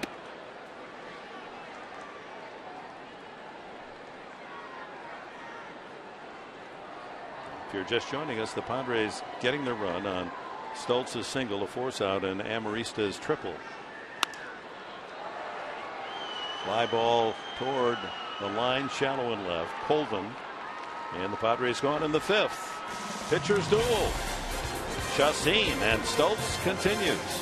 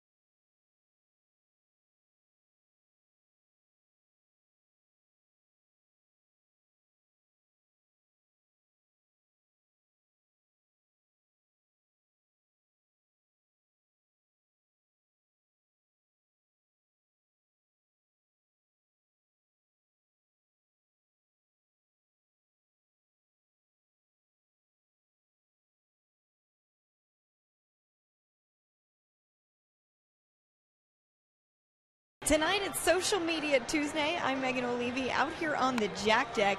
We're asking you to tweet us using the hashtag PadresSocial. Let's take a look at a list of players you should be following on Twitter. We've got Yonder Alonso and Jed Jerko, the first and second baseman from the Padres, Casey Kelly, Padres pitcher, and of course Cameron Maybin, Padres outfielder. And those guys are really active on Twitter, so they are great accounts to follow. Guys, I'm having a blast out here. It's been really fun so far out here on the Jack Deck. Yeah, it looks good out there, Megan. Thank you.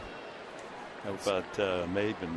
Spider Mabe, 24. I love it. Creative. There's Cameron Maybin. Casey Kelly right next to him. Casey's got some nice salad working. Yeah, he really does. Recovering from that Tommy John surgery. First pitch strike from Eric Stoltz as he faces Blackman, Kadire, and Rosario, the 2 tough hitters coming up. here in the 6th inning. Off the fist, a slow one-hopper, and he got to hurry there, Cabrera, and he just does get Blackman, a good runner. That ball jammed him, so it had almost a little backspin coming out to Cabrera. Wasn't hit very hard, so Everett recognized it and knew he had to throw his best fastball across to Guzman. Well, take a look at Everett Cabrera. He takes a step back, actually, to read that hop. It's the little things that Everett Cabrera is doing. And then once he feels that strong throwing arm, but I thought the best play he made right there is reading that hop. He's off the bat. It looked initially like it might be hit hard, but it wasn't hit that hard. And when you get jammed, sometimes that look and the appearance of that ball looks like it's a line drive right at you. Getting into good fielding position and not getting that short hop. I think Everett Cabrera did that the last couple of years. Now he's evolving into that shortstop you rely on defensively. You have the feeling, don't you, Mark Swinney, that Eric Stoltz is just not going to throw Cuddyer a good strike. He's walked him twice and he's behind on the count 2-0 here. That's a strike, but a pitcher's strike. I think that's a great point, and the reason for it, Darren Balsley, Nick Hundley, and Eric Stoltz get together and identify who's going to beat you here and who's not. Michael Cuddyer cannot beat you. That looked pretty good, the slow curveball. And it's 3-1. It looked like Chris Guccione, the home plate umpire, gave up on that pitch. And obviously Bud Black thought he had a strike from his pitcher. 3-1. Yeah. Fox Track said it's a strike, and so is that one right down the middle. 3-2. Well, Chris Guccione can't believe Bud Black's complaining about that. Our Fox Track show it's a pretty good pitch. Cuddyer went after ball 4 there. 1 out. Dangerous hitter, as is the man on deck. Cuddyer with 15 homers, Rosario 13. This injury plagued Rocky lineup. They're the 2 big guns.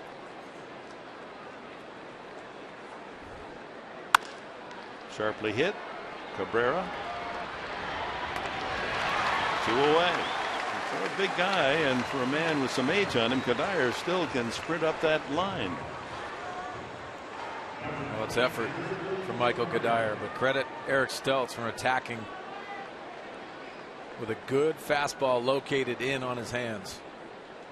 Rolene Rosario has grounded twice to the shortstop.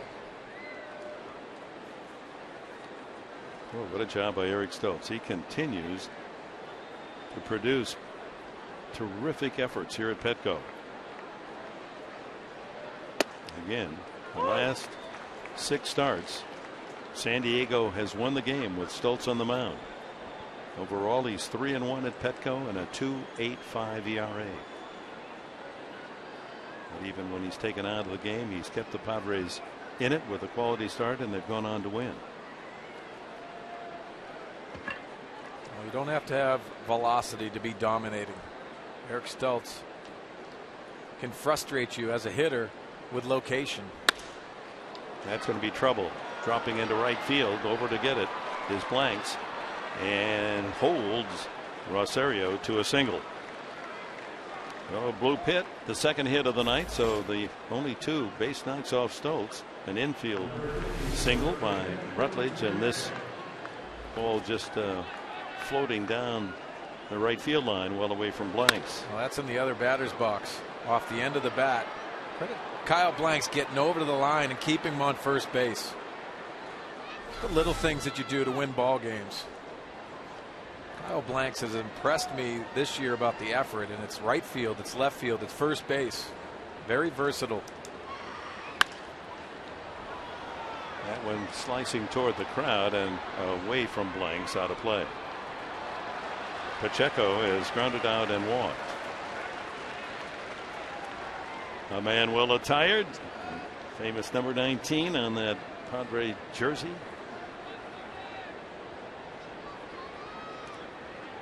The greatest hitter I've ever seen. Yeah, Hunter Renfroe commented about wearing the same uniform as the great Tony Gwynn in his press conference today. #1 draft pick having signed. Enjoying his night at the ballpark, had some batting practice, and then off to Eugene for the start of his professional career tomorrow.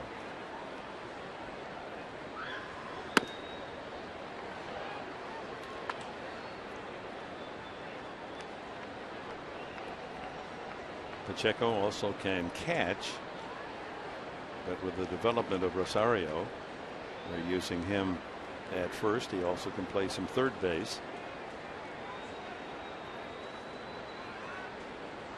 There's the slow curveball, and Cabrera, another chance, will go to Amarista with a flip, and the inning's over. Stoltz continues.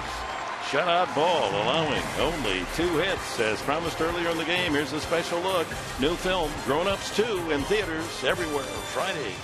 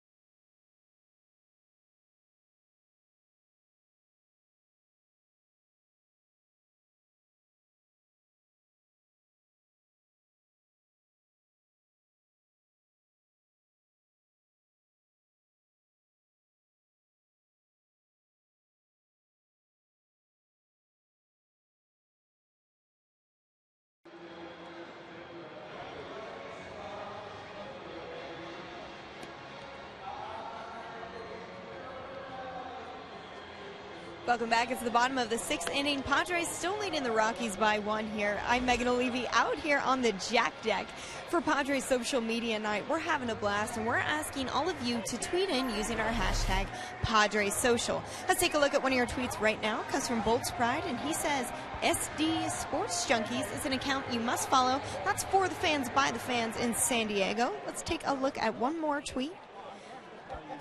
This tweet said their favorite account to follow is Padres 360, a 360-degree look at the Padres from players to the front office. I'll be back later in the game to highlight a few more of your tweets. Keep sending them in using our hashtag PadresSocial. All right. Megan O'Leary, our superstar on social media night. Boy, that knuckled out there, a line drive off the bat of Headley for the first down. And Blackman turned around for a moment. So 1 out in the 6th inning. The Padres hanging on to a 1-0 lead, scoring the run in the 3rd. Here's Quinton. He's grounded out and struck out.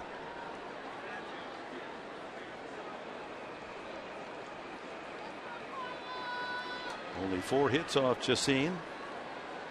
Cabrera's double, Amarista's triple, and 2 singles by a pitcher, Eric Stoltz, who has given up only 2 singles, an infield hit to Rutledge, and a bloop single Rosario.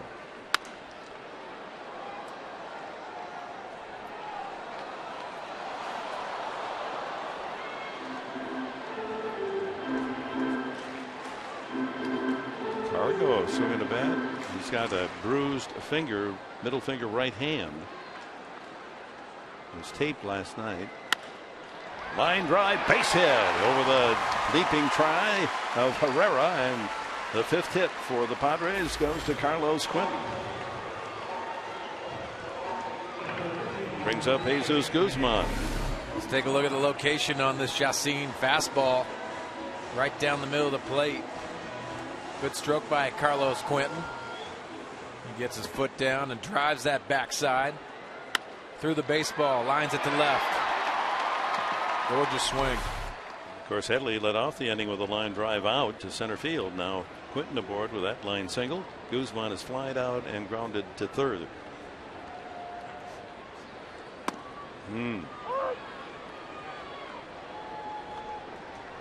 on that slider. Guzman took it for a strike.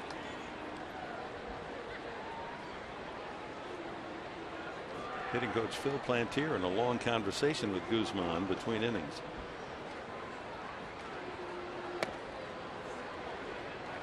One and one. You see Jesus Guzman get out of the box. He's frustrated because he's going a little too quick. He's got to slow down. Getting that slider. He had a couple pitches. That sinker had a little more run inside on his hands. That's in the back of his mind. He got to slow down. Taken low. Much better.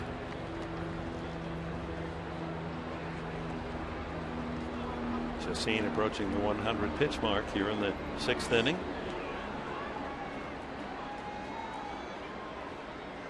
A different pitcher after he hits that 75 pitch mark. Let's see if the Padres can stir up something here in the 6th.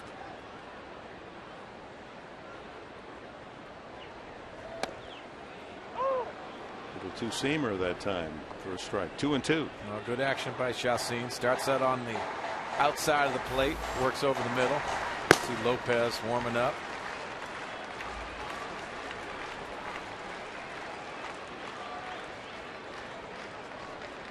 Two balls, two strikes to Guzman. Swing and a miss, tied him up inside. That's strikeout number 4 for Chacin. And with 2 outs brings up Kyle Blanks. Well, the action on this pitch, Chacin running inside, and I thought the biggest thing that Chacin did is he did a slide step. He's not worried about Carlos Quentin at first. He's worried about the timing of Jesus Guzman. That interrupted it a little bit. Blanks has struck out and popped to second.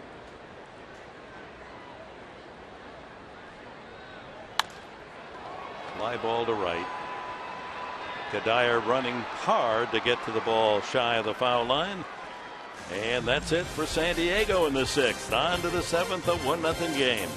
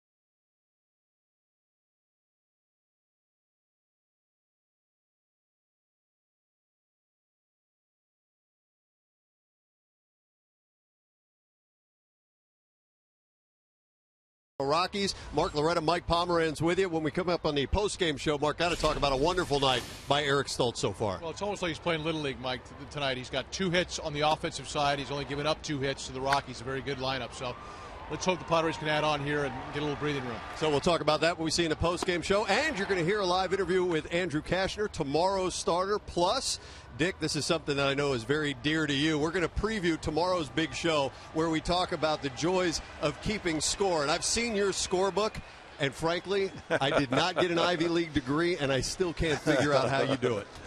Well, it's part of the fun of being a baseball fan, not just a broadcaster. I've been doing it since my grandfather took me to my first game. Taught me the numbers for each player and position and how to score a 6-4-3 double play. Well, Dick, I take a look over at your scorebook, and it's intimidating.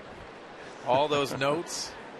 And it is very impressive, very neat. You know, the nice thing about it is you really could say, okay, go back 3 weeks, 3 months and recreate a game, and I can do it. You know, it's all there.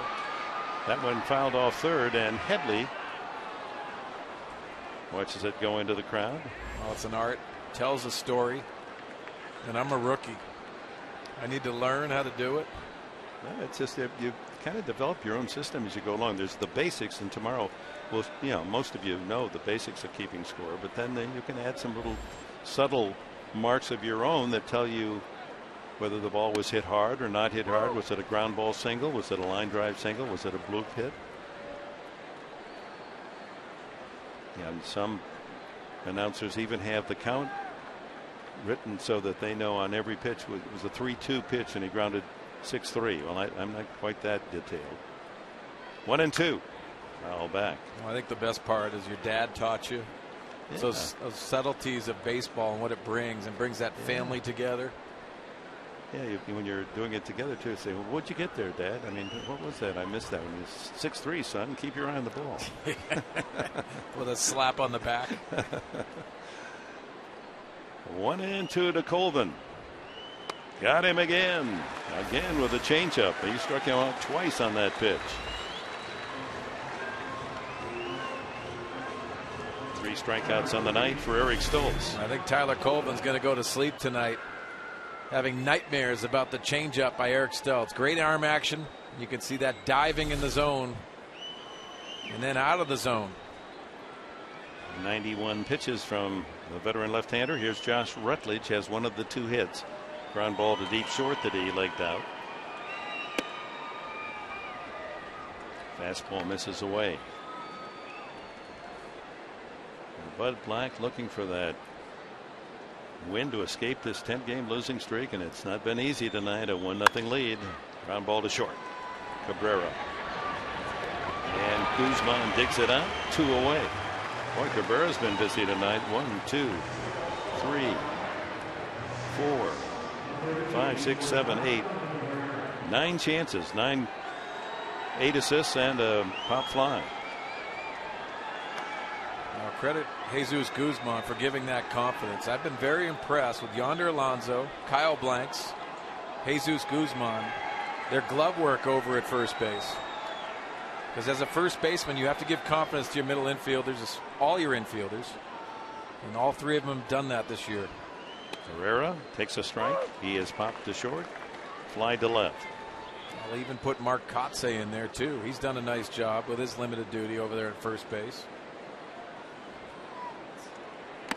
Dodgers leading at Arizona 8-1 in the 8th inning. They are sizzling hot, the Dodgers. Win tonight, they'll be only 2.5 out of first place.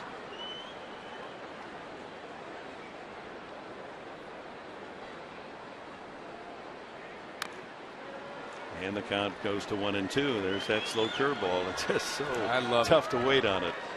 I love watching it. He doesn't slow his body up. He keeps the arm speed. He has complete command of that. It's been a huge weapon for Eric Stoltz. Another one. Fouled away. Well, you can see the awkward swings by Herrera. And you shake your head going out of the batter's box. How am I going to fix this? It's not a good feeling taking an awkward swing in the batter's box.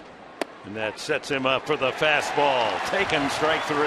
Beautiful piece of pitching again by the 33-year-old Eric Stoltz. Oh my, what an effort.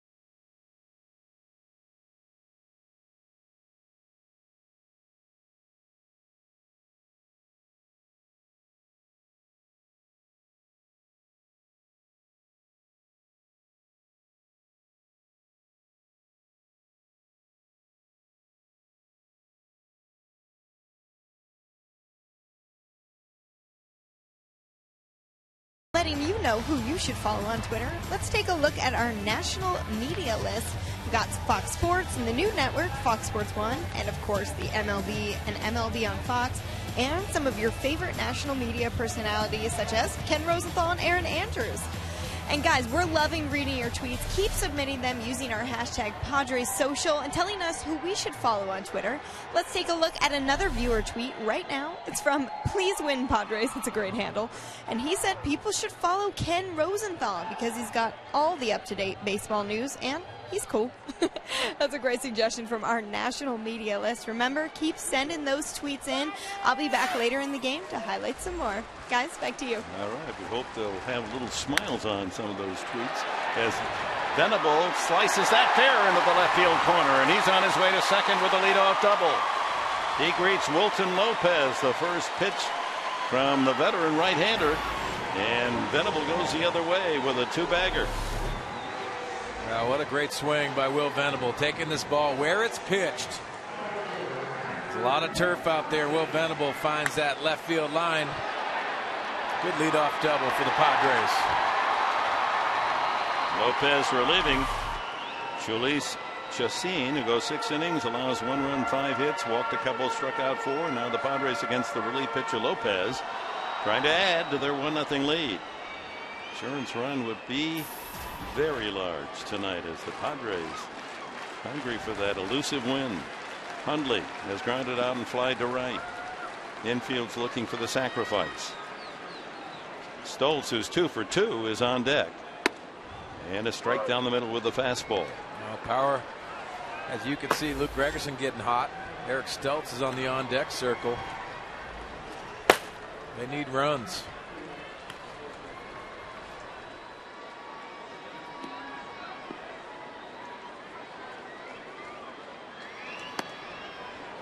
One ball and 1 strike. The attendance announced tonight on Taco Tuesday, 22,783. The fans taking advantage of those $1 tacos. Lots of fan appreciation nights here on this homestand. Line drive, base hit, center field. Venable had to hesitate, so he will not try to score as Hoffman throws up the stop sign. Hundley delivers a single, first and third. No one out here in the 7th. And Stoltz will hit for himself. A located ball and off the end of the bat, but nice piece of hitting by Nick Hundley. Working up the middle with a line drive. Will Venable has to hold up to see that through with no outs. Take a look at how Will Venable handles this. Yes, fundamentals of a base runner. You got to read that ball off the bat. You don't want to get doubled up in this situation, but this gives Bud Black an opportunity to keep Eric Stoltz in the ball game. Credit Nick Hundley for doing that. And with most pitchers, it would be, well, you'd look for the bunt here. But with Stoltz, the way he swings it, he's got a line drive single to right and an infield hit. Well, there's options. And a good lead by Venable from third base. And a well-placed bunt serves as a safety squeeze and get a run in that way.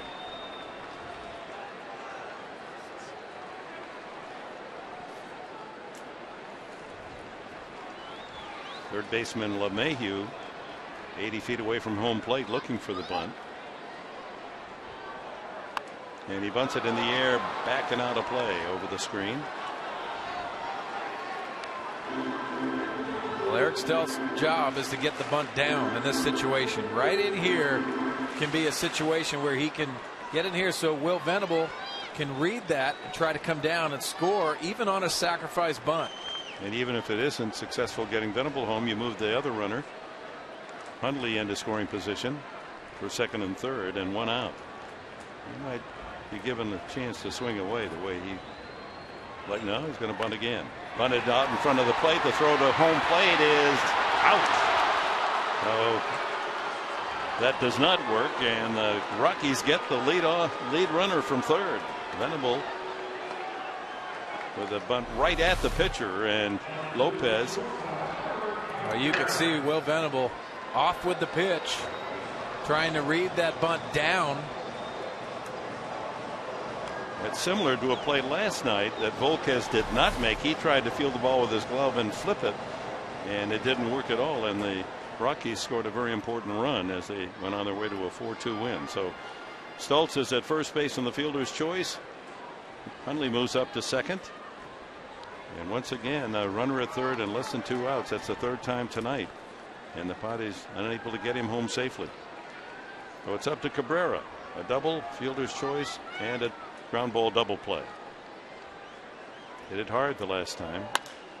Loops that one. Back at third. Long run for the shortstop. Herrera can't get there. Falls for a base hit. The bases are loaded. Cabrera parachutes a single into shallow left. He'll take it. So a double and 2 singles here in the 7th, but the Padres still without the run. Oh, good to see a little tad of luck go the Padres' way, and the reason for that, they're in double play depth. The Rockies makes it very difficult for Herrera to get to that baseball. You could see that pitch, a pitcher's pitch. Everett Cabrera dumps it into left field in no man's land. Bases loaded for the Pods. A wedge shot single for Cabrera, his second hit tonight. So bases full of Padres. Hundley at third, the pitcher Stoltz at second, Cabrera at first, and Amarista nailed a long drive to right center for an RBI triple for the only run of the game for the Padres. Is the hitter. Well, all the pressure's on the pitcher. Alexi Amarista has to get that ball elevated into the outfield. Check swing. Strike one. You can see the action on that pitch. Bases loaded for the Pods. Hundley, Venable, Stoltz the middleman. And Cabrera at first. Venable erased at the plate. And the bunt try by Eric Stoltz. Now they moved up. Try to cut the runner down on a force play at the plate. But Barista foils it, dumps a single to left, and the Padres lead 2-0. Alexei has knocked in both runs tonight. Not hit hard, but spoons it in the right place. Let's take a look pitch by pitch to Alexi Amarista. That sinker, the pitcher's pitch right there, and then he elevates. And Alexi Amarista punches it to left field. This is a great approach. He gets something elevated and he punches it to left. Doesn't try to get too big and pull that baseball. If he does, it's a double play. Big hit for the Padres and Alexi Amarista. Well, the bases are still loaded with 1 out, and the Padres with the insurance run and a chance to break the game wide open here with Chase Headley coming up. Headley has struck out, walked, and lined to center. Well, Dick, this is when you rely on your best players. 3, 4, 5 spots. They got to come through in big situations.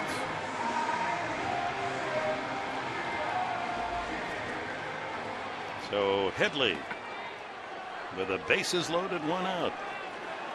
7th inning, 2-0 now, San Diego.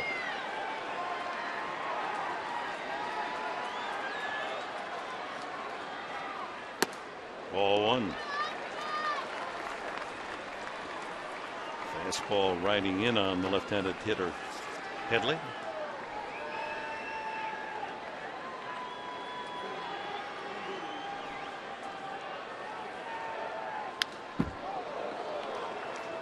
Chase has had 6 bases loaded opportunities this year and looking for his first hit. Here's number 7. Well, those RBI guys in Major League Baseball, they thrive in these situations. You got to be a run producer. You got to love these situations if you're Chase Headley. Inside again, 2-1. Now the infield with the corners in tight. Their play will be to the plate while shortstop Herrera, second baseman Rutledge are back up the middle looking for the double play around the keystone. Action pitch, 2-1, and a foul. Change up. Kept it low.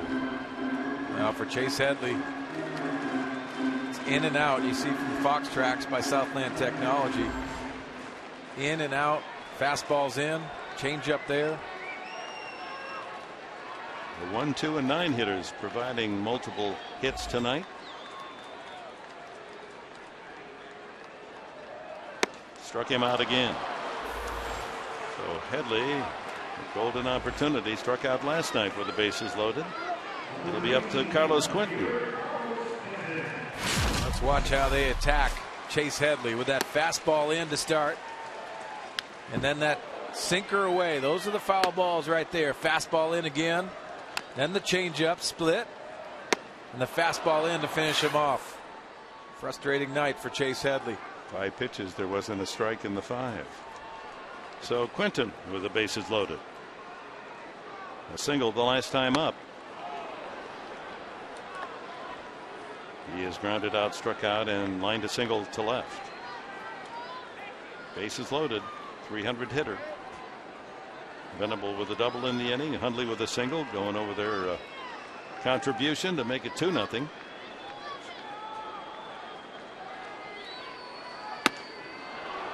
.94 on the fastball. Lopez just reaches back and fires that past Carlos Quentin.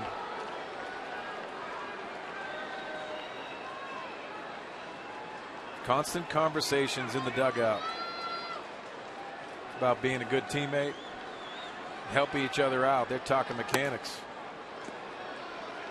Yeah, they've grown up in the Padres system, and then as major leaguers, they've been close friends for a long time, those two.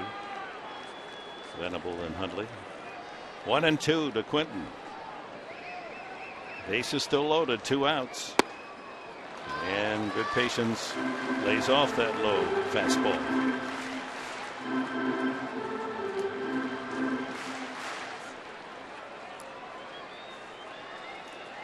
Tough night for Chase Headley. See the frustration.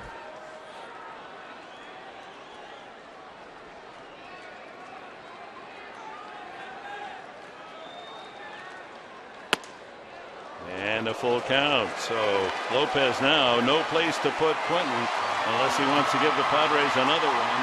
That gets the crowd stirred up. Off go the Padres with this pitch. Advantage Padres. Stultz from third, Cabrera from second, Amarista from first. Off with the pitch. And a high fly ball to deep left field. Into the corner goes Colvin to make the catch. Just missed, did Quentin, as he flirted with a grand slam. But the Padres settle for only 1 on a double and 2 singles and lead it 2-0. It's all Amarista.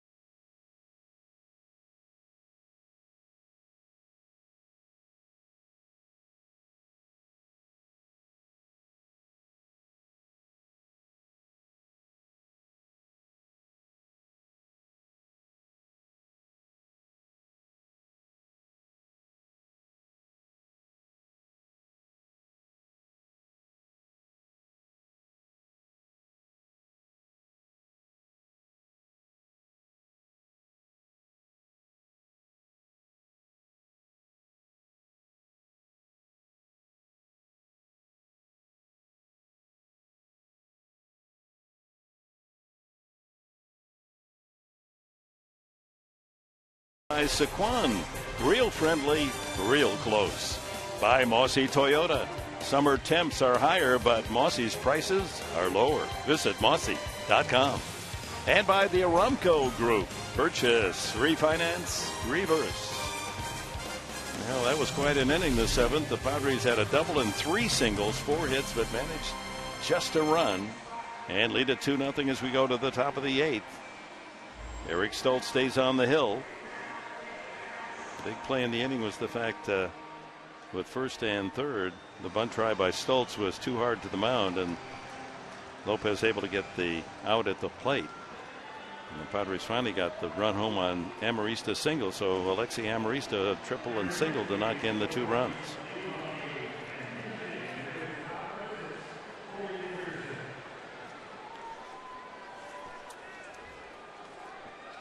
Dickerson will pinch hit for Lopez. He started last night's game.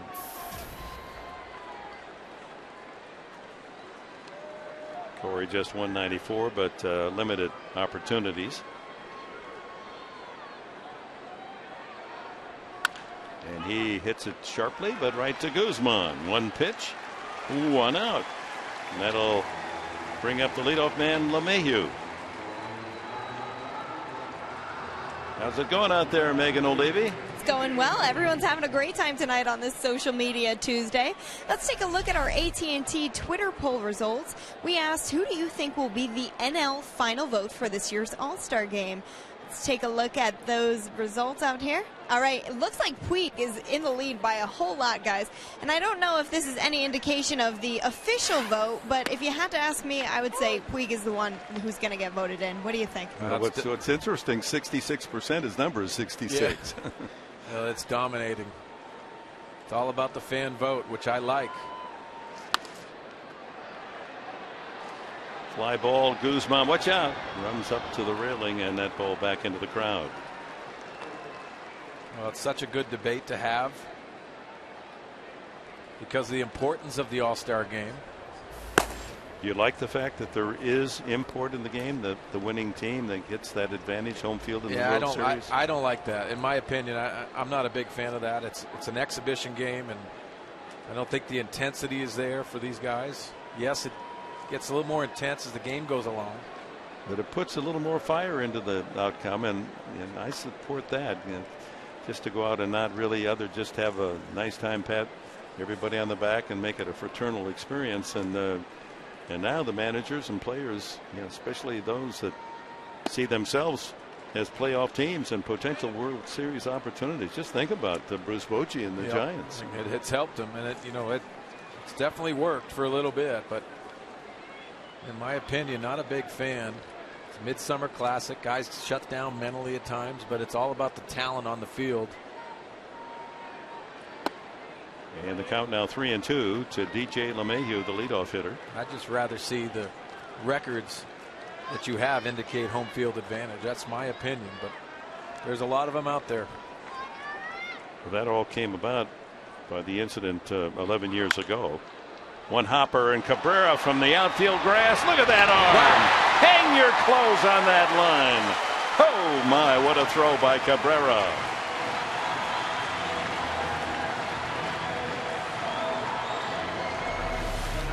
Well, take a look at this hot smash and slowing the game down right there. And that's not slow. That's a clothesline. Outstanding arm strength. That's why they rely on Everth Cabrera to handle the middle of the infield. He's got to get Gold Glove consideration at the end of this year. I mean, those plays are making all the highlight shows night after night. You can almost count on Everth Cabrera coming up with a big play like that. And it doesn't seem so special. Hey, he's a couple of steps in the outfield. He was getting a LeMahieu can run. Well, take a look at those two guys. They put tirelessly so many hours into Everth Cabrera. They're like proud dads. Headley cutting that off in front of Cabrera and throws out Blackman, and it's a 1-2-3 inning for Stoltz. All ground ball out. Stoltz with a chance for a complete game shutout.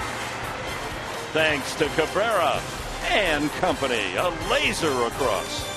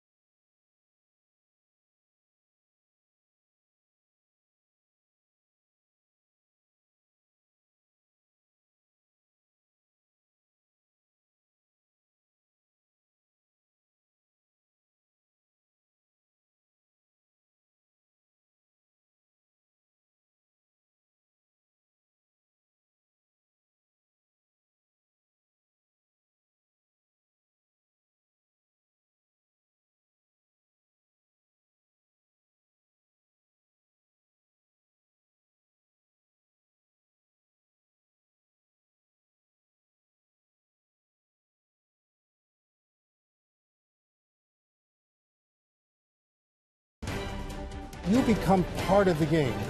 You're in the game when you do it.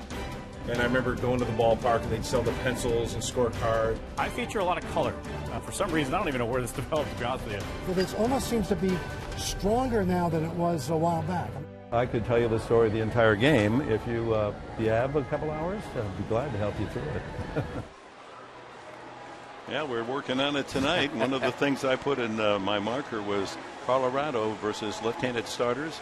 13-21. They got Stoltz on the mound, and then San Diego has won the last 6 starts for Eric Stoltz, and hasn't he pitched a beauty tonight? Beautiful game, and I love your scorebook, by the way. It's big enough, isn't it? It is big enough, but got a tweet during the game by Ramon Scott. He says he uses 2 different colored pens, much like Andy Mason, for ground balls and fly balls. Now, I'm picking up all kinds of tips, and like I said, I'm a rookie of this. I can't wait to learn stuff tomorrow night. All right. We're going to cover it. Oh, that's going to be tough if it stays fair. Let it roll. Will it kick foul? No. Just kicks foul. As Guzman that close to an infield hit. Leading off the 8th against Adam Ottavino. Now, I've always wondered, Ottavino, is that a red or a white? As you can see, just going foul. Acquired on waivers last year by the Colorado Rockies. Ottavino, he was released by St. Louis, and they picked him up on waivers back in April of a year ago. Big, strong throwing right-hander. Well, with Ottavino, it's a lot of sliders to the right-handers. Fastball, slider, split.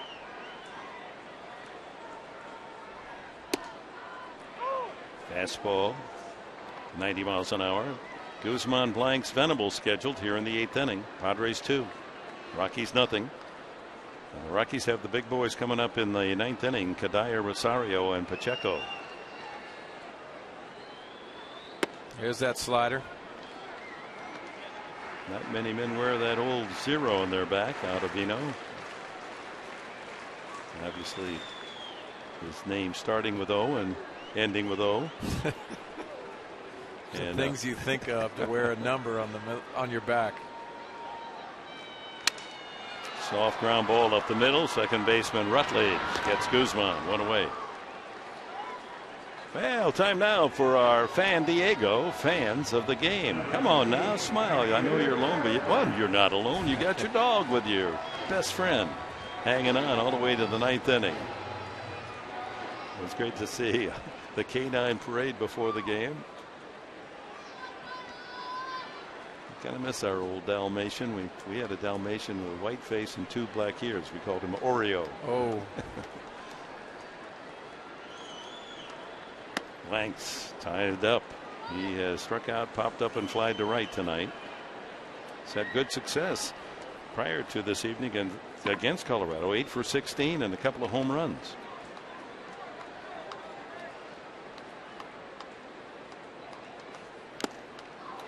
Foul tip, strike 2. Both pitches inside. You can see by our Fox Track Southland technology, not trying to get Kyle Blank's hands extended with those balls off the plate. They look good out of the hands, and that movement by Ottavino. Now the outside target, and that was a possible strike, but not called by Guccione.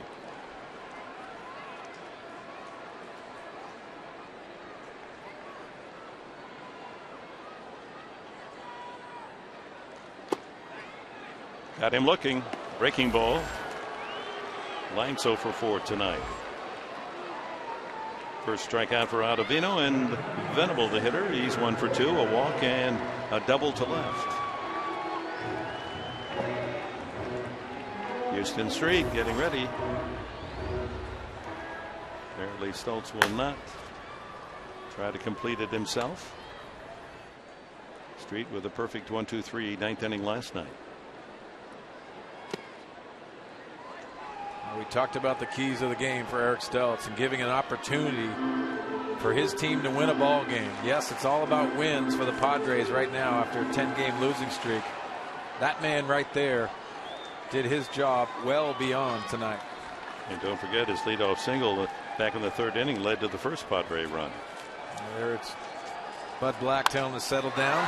Hit well to left field. Colvin going back on the ball and makes the catch. 1, 2, 3. The Padres story. Houston straight to try to save it in the 9th inning.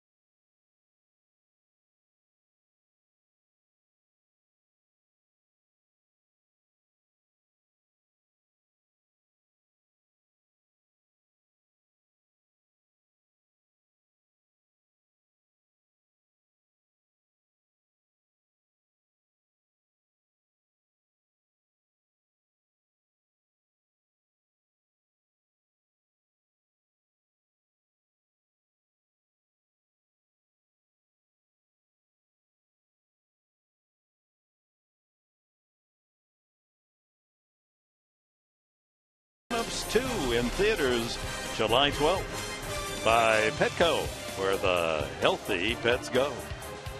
And by your San Diego County Lexus dealer, who invites you to test drive a luxurious Lexus automobile tonight. Defensively, Denorfia comes in to play right field. Blanks moves from right field to first base. And the surprise is Eric Stoltz is still on the mound as he tries to throw his second complete game of the season. Remember, against Arizona, Padres winning 2-1 as he went the distance on a two-hitter, as the Padres won that game here on June 14th, and trying to repeat that outstanding performance. He's allowed only 2 hits, both scratch hits, an infield hit and a bloop single. Kadire walked twice and grounded to short. Gets the call.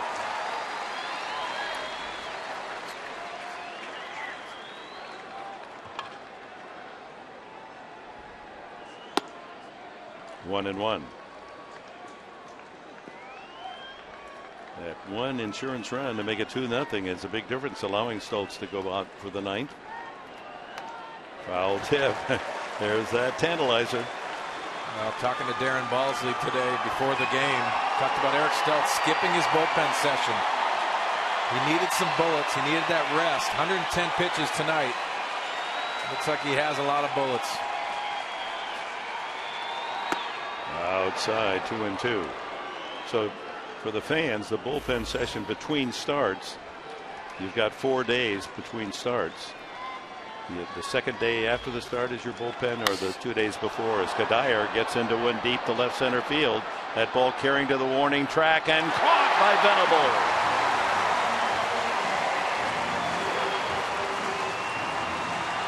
Thank you, San Diego. Air at 20-10 in the evening. Well, this ball is elevated by Eric Stoltz, elevated by Michael Kadire, and you're right, Dick. This is San Diego, because if it's in Denver, Colorado, that's probably 6 or 7 rows up. And maybe even back at second, third inning, that ball carries enough to clear the fence. And Eric Stoltz knows it. One away, though, Rosario. He is a bloop single in 3 at-bats tonight.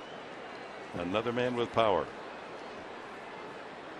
This is great that Bud Black has given Stoltz a chance to close his own deal. Line drive left field. That's going to fall for a base hit. Over to dig it out is Quentin, and on his way to second is Rosario. So with 1 out in the 9th inning, the Rockies will bring the tying run to the plate. And we'll see if Bud Black goes out and brings the left-handed pitcher with him. Does he want to go out with a hook? He's studying it. Well, he understands Jordan Pacheco's up, but he has Todd Helton on the bench for Walt Weiss. He has to worry about.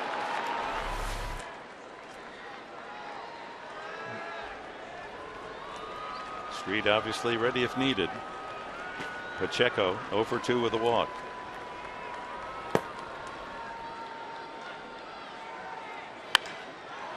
Fly ball right field. Harmless. Denarfia just inserted into the game. 2 away. Our Carl's Jr. star of the game. Is there any doubt? Eric Stoltz. He's allowed 3 hits, no runs. He has 2 hits himself. Outstanding effort by the veteran left-hander. Yeah, mixing and matching speeds, and that's what he did. He had an outstanding changeup, but he mixed pitches, mixed location, had some solid defense behind him, especially from Everett Cabrera, but it's all about Eric Stoltz adding a couple hits as well. Walt Weiss is going to use a pinch hitter here for Tyler Colvin. Nolan Arenado, the young third baseman. Right-handed hitter with some power. We saw that up in Coors Field. Arenado played last night, grounded out 4 times. He is making only his second pinch hit appearance. Rosario at second base. 2 outs in the 9th. Strike 1.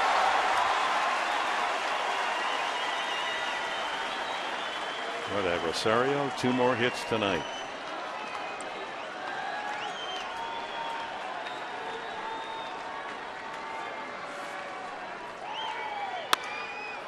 That's looped into right and is falling in a hurry for a base hit. Not hit hard, but that'll bring Rosario in. That ruins the shutout. It's 2-1. That's the 4th hit. 2 of them have been just like that, just little bloopers to right field. Off the head of the bat.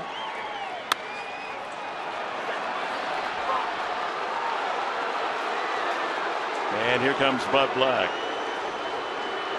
So Stoltz gets right to the finish line. 1 out away. Makes a good pitch. Arenado dumps it into right field for the RBI single.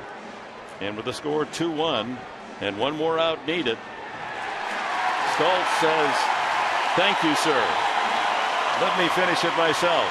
Well, I'm not a lip reader, but I saw Bud Black say, "Are you all right?" And he wants that response, and Eric Stoltz gave him the right one. He wants this opportunity, and he's deserved this opportunity. And I credit Bud Black for going out there and asking him. Well, that's a former pitcher saying, "Hey, this man has worked hard. He wants to finish." Here's Rutledge. 6 home runs on the year. 1 for 3 and fouls it away. Changeup. So in the inning, after the long out by Kadire, the best hit ball of the inning, caught by Venable on the warning path. Rosario a double to left. Pacheco flied out. Pinch hitter Arenado, bloop single. 1-1. And trying to snap this losing streak, it hasn't been easy. It comes down to the final hitters.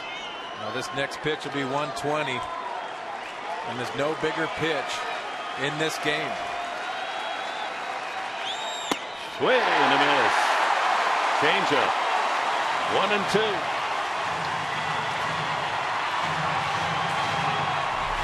Now what an outstanding changeup on the edge, located and downward movement.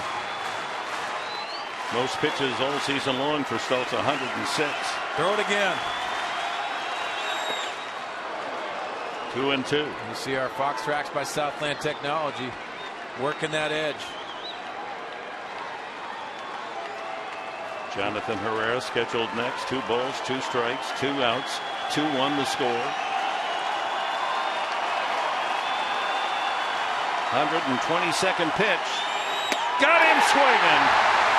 What an effort by Eric Stoltz. Complete game win and a standing ovation.